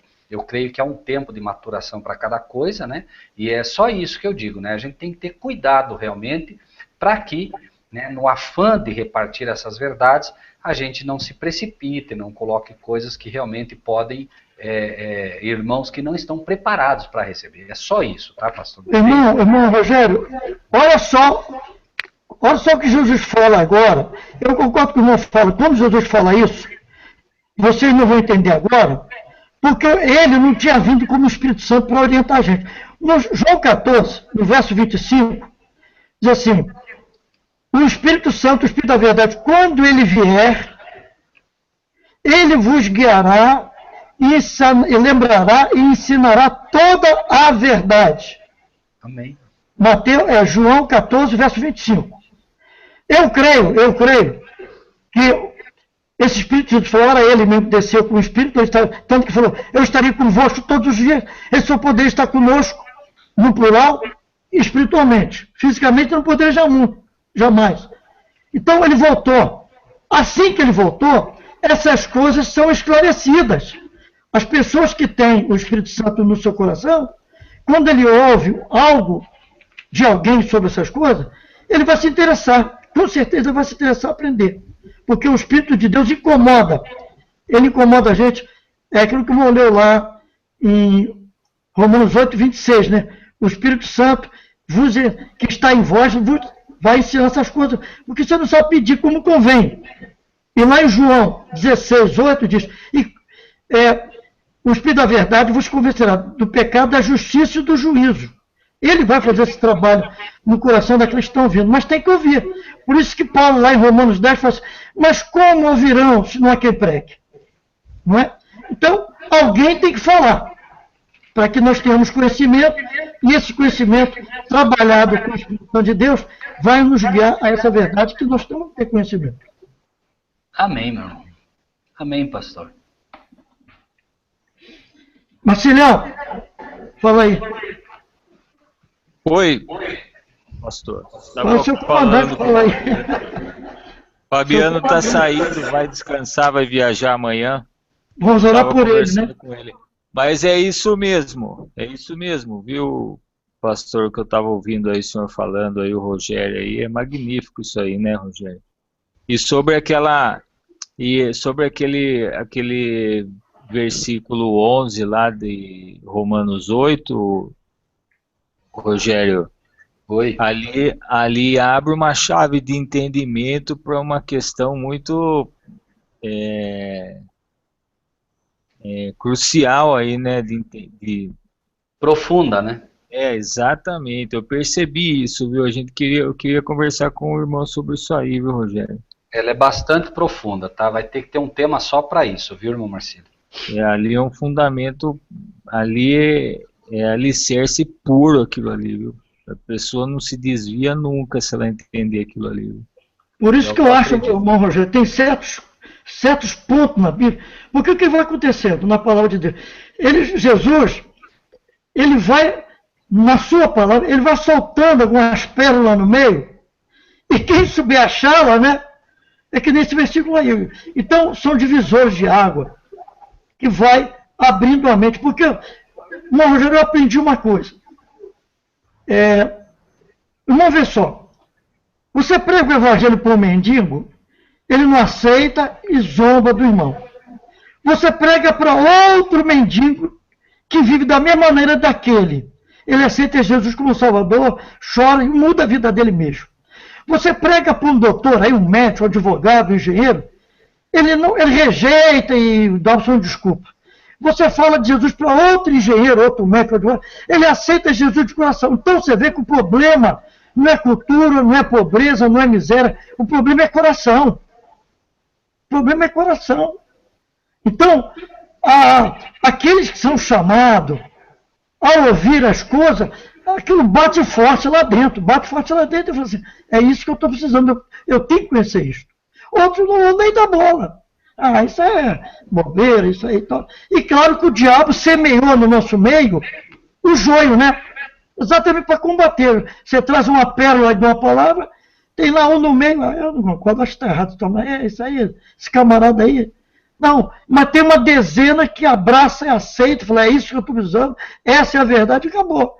Então, se eu for basear um pouco nos incrédulos, nos críticos, eu não vou fazer a obra de Deus. Então, eu não me preocupo com isso, não. Não me preocupo mesmo. Porque a obra dele e a unção é dele. Tem uma colocação boa do Robson, ele está dizendo o seguinte: irmão Rogério, até que ponto nós caímos no mérito de judaizar essas festas dentro do contexto cristão? O único risco que nós corremos é o risco que correram os judeus do passado.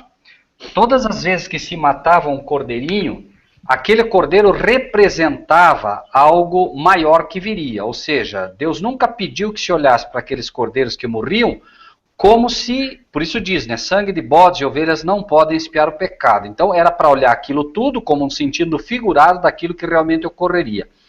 Não há o menor perigo de se fazer isso com as festas, a menos que a gente não entenda o propósito de cada festa. E nisso o pastor Juliano foi bastante feliz.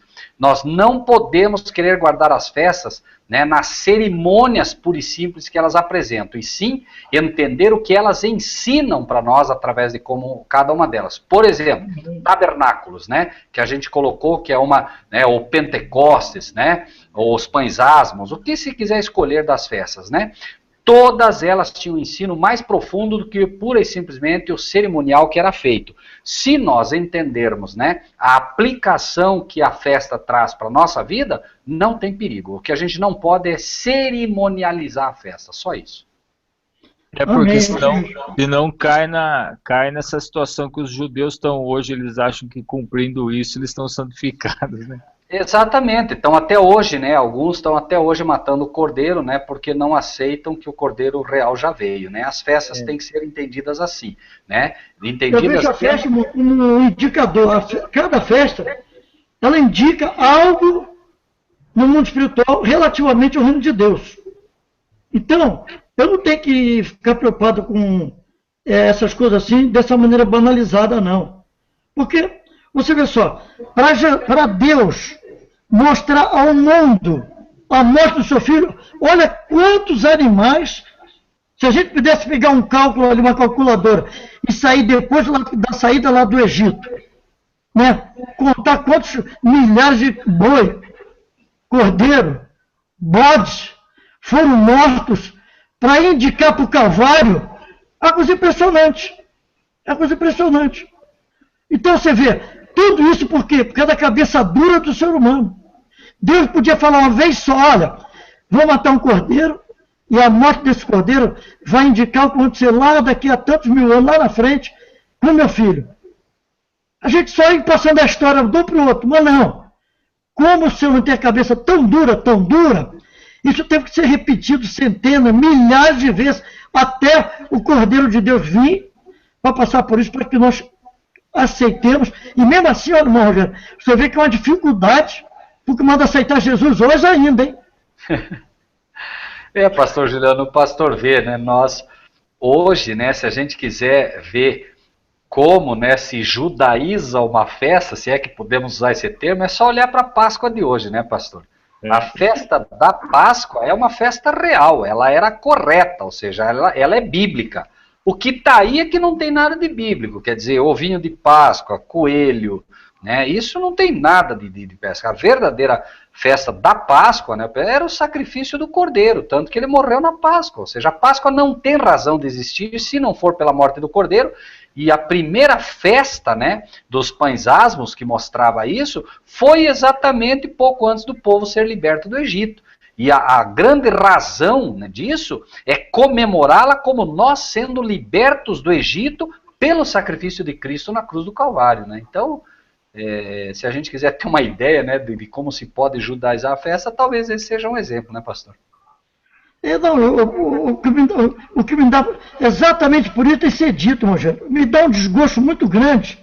Eu fico muito chateado de ver cristãos aí, pastores, comprando ovo de Páscoa, dando para os filhos, dando até na igreja, distribuir ovinho de Páscoa. Isso é uma vergonha, uma falta de entendimento muito grande. Entendeu? Mas, pastor, pessoas nossas que conhecem a doutrina, meu, da verdade presente, ainda compra ovo, mas o menino vai ficar chorando. E daí deixa ele chorar. Não morre, não. A Bíblia diz, bem-aventurado que chora, deixa ele chorar. Não, mas vai e dá um ovinho, dá coisa. Eu acho um absurdo uma coisa dessa, entendeu? E Páscoa, o que tem coelho, gente? Com Páscoa, ovo com coelho? Verdade, né, pastor? Na verdade, pastor, é muito mais sério do que se imagina, né? Não se trata nem apenas de um desvio doutrinário, porque, veja, se simplesmente o ovo fosse dado, né, para desviar do curso de Deus as coisas, desviar do verdadeiro sacrifício, já era algo. Mas o coelho não foi escolhido por Baal por acaso. O coelho foi escolhido exatamente por ser um símbolo de fertilidade. E o ovo, literalmente, representa o testículo, que é por onde a fertilidade acontece. Então, na verdade, o coelho e o ovo representam um culto a Baal, que era o deus da fertilidade. Acreditava-se, inclusive, que no solstício, o sol literalmente superaquecia, derramava, né, os seus pingos, que era o seu, né, poder de fecundar a terra, né? Por isso o ouro é ali representado, e o coelho foi até hoje se diz, né, procria como coelho. Então a coisa é muito mais séria do que se imagina, pastor Juliano, né? Agora. Não, e outra coisa, você vê que aquela revista Playboy, o símbolo dela é o coelho. Então, essas coisas são uma vergonha muito grande, e por isso tem que ser dito, irmão. Eu tenho certeza que milhões e milhões e milhões de evangélicos não conhecem essa história. Então ela tem que ser dita. Vai magoar alguém? Vai magoar. Mas eu não estou nem aí não, meu irmão. Se vir me bater, eu vou apoiar, não tem problema. Mas eu vou falar. Eu combato aqui, eu falo. Eles ficam bravos comigo. Aqui na cidade, eu sou chamado de um pastor radical. Pastor Júnior é extremado, é extremista. Então, pode falar o que quiser. Eu já morri, meu irmão. Quem morreu já perdeu sua reputação. Então, eu não esquento a cabeça disso, não. Que eu acho uma vergonha. Eu fico imaginando a tristeza de Deus olhando para esse planeta e vendo aquelas pessoas que se dizem seguidores de Jesus Cristo aplaudindo essas coisas, fazendo tudo. Por exemplo, muita gente não sabe por que se dá também na Páscoa panetone, né? Porque eles faziam bolo também, ofereciam. Então a gente botou o panetone aí, é uma idolatria, isso é uma blasfêmia a Deus. Você está consagrando bolos a uma trindade satânica aí, ó. Então sim, o povo todo mundo compra panetone, dá panetone, compra, porque as pessoas desconhecem essas coisas. Mas eu não sabia. Mas agora você sabe. Se fizer, não é mais inocente. Então, tem muitas coisas, aquilo que o irmão fala sempre, é 1.260 anos de contaminação. Agora, se a gente pode descontaminando alguma coisa, nós temos que fazer isso, porque senão Deus vai me cobrar. Juliano, você não sabia? Sabia. E por que você não falou? Então, pesa sobre nós, irmão Rogério, como formador de opinião no mundo espiritual, falar essas verdades. Muita gente não vai gostar, não tem problema. Mas tem que ser dito assim, para que as pessoas tomem posição.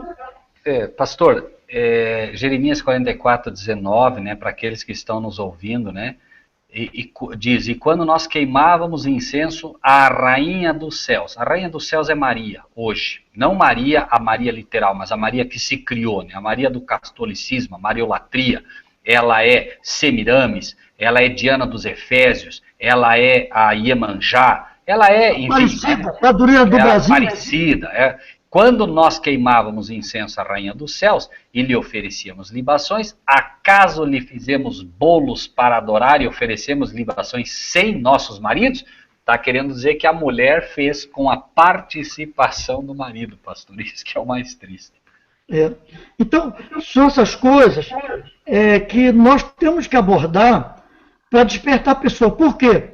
Nós temos, uma vez, 30 pessoas na sala. Mas quantos milhares de pessoas vão assistir um hangout desse e vão ter um conhecimento e vão abrir a sua mente? E, às vezes, uma pessoa só que ouviu um comentário como esse vai se interessar, vai pesquisar, e talvez Deus vá usar essa pessoa para levar essa mensagem a milhares. Então, tem muita coisa que eu Eu aprendi sozinho, Deus me ensinando, eu passei para a igreja que eu dirigia.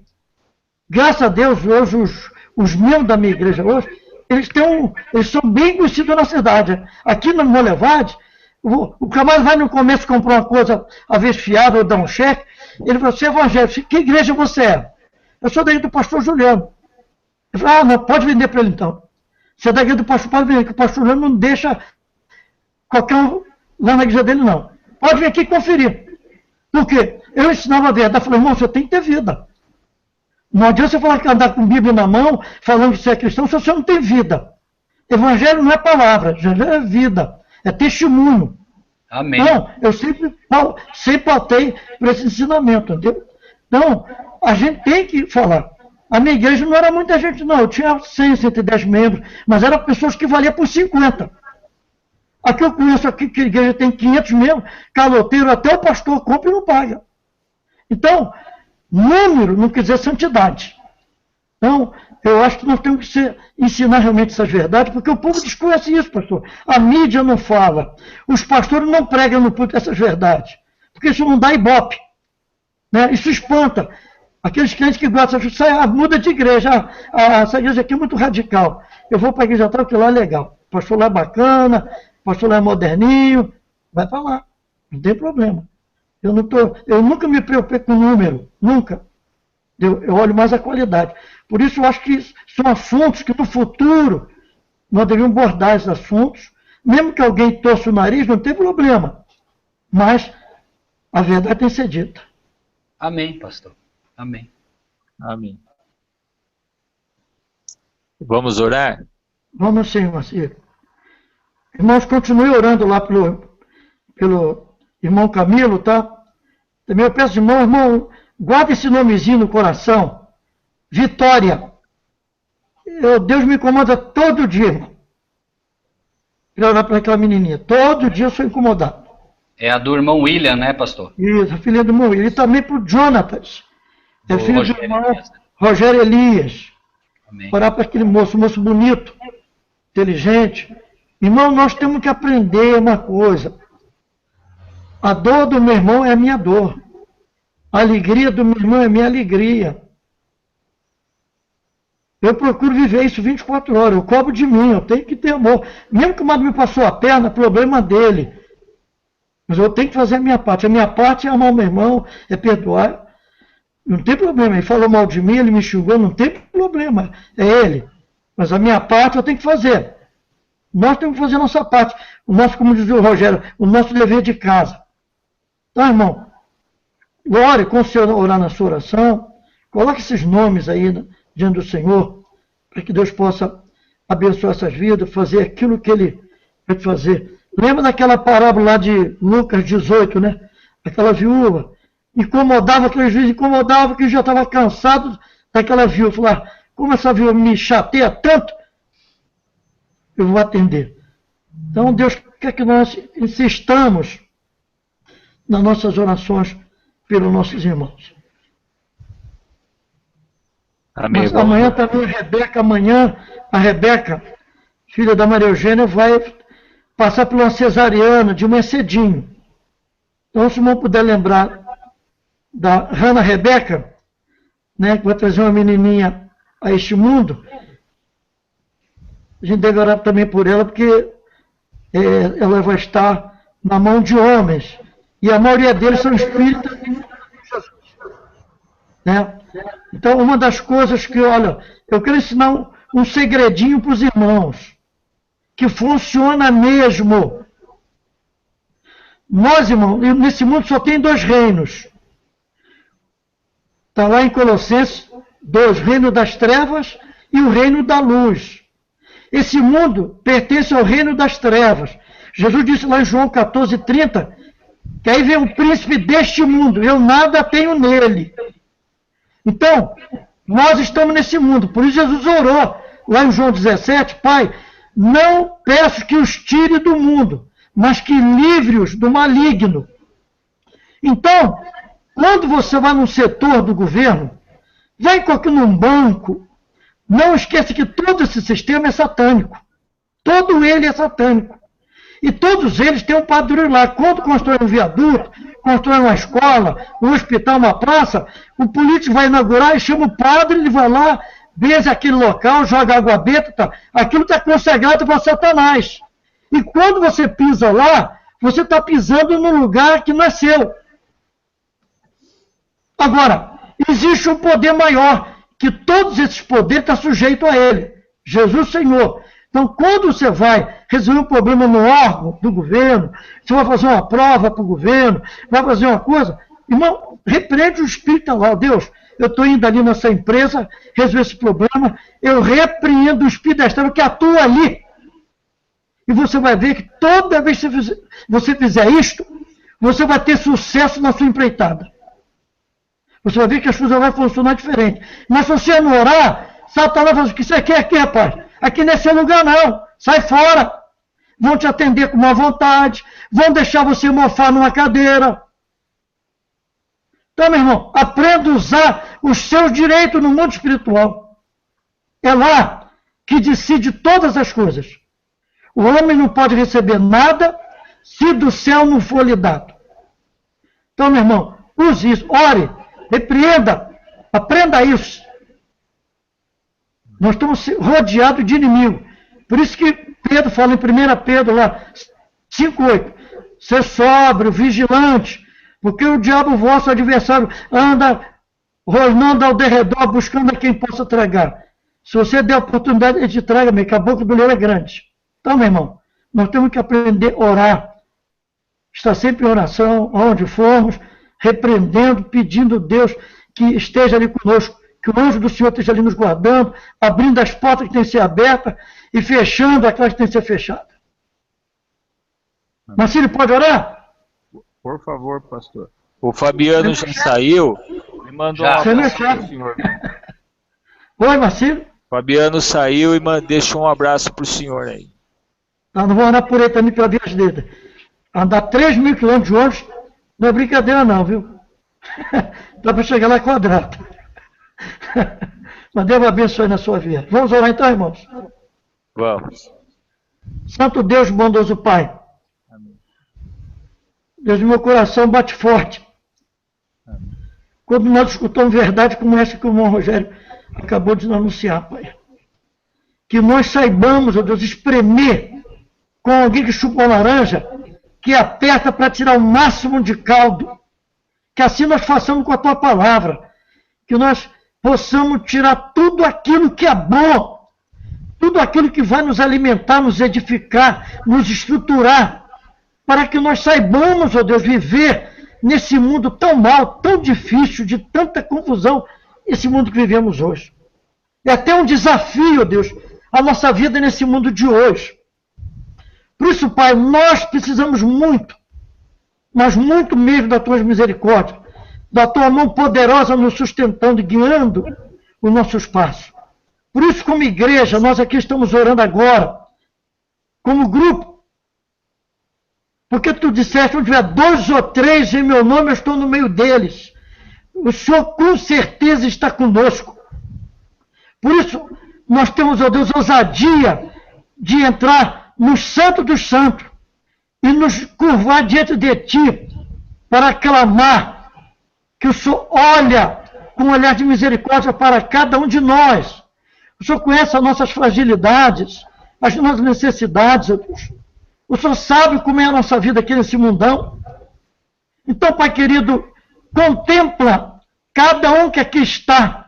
Aqui estão na sala lá fora, aqueles irmãos e amigos que vão ouvir esse hangout no futuro. Meu Deus, que os seus corações possam estar ardendo, como lá o de Lucas e Cleófas, quando estavam no caminho de Maús e se encontraram com o mestre, e eles disseram, o nosso coração não ardia.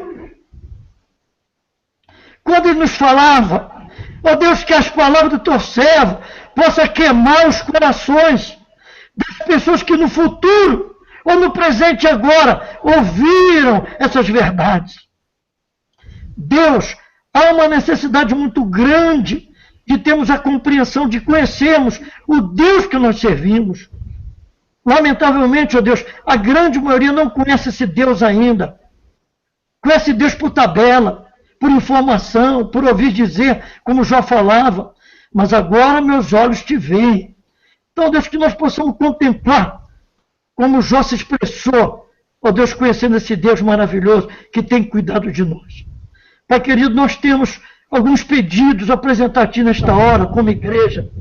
A viagem do nosso querido Fabiano, leva-lhe com paz, que ele resolva tudo que tem que resolver naquele local, e que ao voltar, ele nos traga notícias boas. Toma, ó Deus amado, a Vitória, filha do William, a Vitória, filho do Alcino. Toma lá o Jonatas, ó Deus, filha do Rogério Elias. A irmã Clara, pela fé, que ela vai se converter ainda, a mãe do Marcílio. E outras pessoas que precisam, na área da saúde, ser curado. Irmão Camilo, ó Deus, trabalha naquele corpo. Faça a tua vontade, Senhor, ali, para a alegria de todos nós. Pai, alguns irmãos estão passando lutas em outras áreas, seja financeira, social, econômica, conjugal. Oh Deus, são várias áreas que nós somos afetados muitas vezes. Então, esses irmãozinhos que não se apresentaram, mas sabe que tem pessoas que precisam receber a bênção nesta área, que o Senhor possa estar assistindo cada um deles, aonde estiverem, seja quem for, o Senhor possa estar, através das tuas misericórdias, da tua compaixão, assistindo essas pessoas. Pai querido, agora eu quero colocar dentro do Senhor esse grupo que tem se reunido aqui com o Marcílio, Maria Eugênia, irmã Joana, Tereza Cristina, Elaine, o Rob, sua esposa, o Júnior Ramos, Sueli Silva e Stefanes e muitos outros irmãos que vêm participando, estão aí somando conosco, orando junto conosco, torcendo que essa palavra realmente vem fazer efeito em milhares de corações, que ela pode alcançar. Então nós pedimos a Deus para esse grupo de pessoas, o Senhor os conhece as nossas fraquezas, nossas falhas, o Senhor conhece as nossas necessidades. Somente eu sou muito fraco, Deus, eu sou muito falho, eu preciso muito, mas muito da tua misericórdia, da tua mão de poder guiando meus passos, me orientando, Deus. Eu tenho uma cabeça muito dura, então eu te peço, Deus, tenha compaixão de mim, ajuda, meu Deus. Como aquele pai, quando o Senhor Jesus desceu lá do monte da transfiguração e encontrou os discípulos ali, tendo uma luta para expulsar um demônio no menino que caia no fogo, caia na água. E o seu pai falou, Senhor, ajuda na minha incredulidade. Pai, eu faço as palavras daquele homem as minhas nesta manhã, nesta noite. Pai, ajuda-me na minha incredulidade. E me socorre nesse momento. Eu preciso muito, mas muito do Senhor, Pai. Pai querido, dá-nos uma noite de paz. Continuar de semana feliz na tua presença. Continue usando o teu servo, irmão Rogério, Deus, como espada de dois gumes, para fazer diferença nesse mundo de hoje. Não deixe o teu servo desanimar por nada, mas que ele continue firme, coeso nas suas convicções. Pai querido, abençoe a sua esposa, o Joãozinho, a Débora, os coleguinhas dele lá, abençoe os irmãos lá que moram em Contenda, lá, aqueles irmãozinhos que eu não vou enumerar que são muitos, mas todos eles sejam dos teus cuidados, do teu amor. É a nossa oração que fazemos como igreja, aqui reunidos, no poderoso, no bendito, no santo nome de Jesus, o nosso Senhor. Amém. Amém, Pai. Amém. Glória a Deus. Irmãos, boa noite a todos os irmãos que estão na sala até agora conosco. Fiquem todos com Deus e nós voltaremos na próxima quarta-feira, às 20h30, no mesmo canal. Vamos distribuir os links aí para os irmãos e até lá. Boa noite, Rogério. Boa noite, pastor Juliano. Deus abençoe os irmãos. Amém, irmão. Deus também abençoe os irmãos lá da sala. Eu não sei todos que estão lá, pelo menos a Sueli Silva.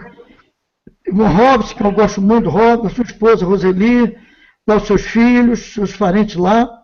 O Júnior Ramos, está sempre com o irmão Stefano, que saudade não falou, não se manifestou, e está quietinho esses dias. Viu, Stefano? Se você estiver me ouvindo, fala, hein? Eu gosto muito de ouvir você falar. Viu, Stefano? Gosto muito do irmão. Maria Eugênia, Marcílio, irmão Rogério, irmã Joana, Tereza Cristina, Elaine, extensiva dos esposos e filhos, e outros irmãozinhos que talvez eu não saiba quem está na sala.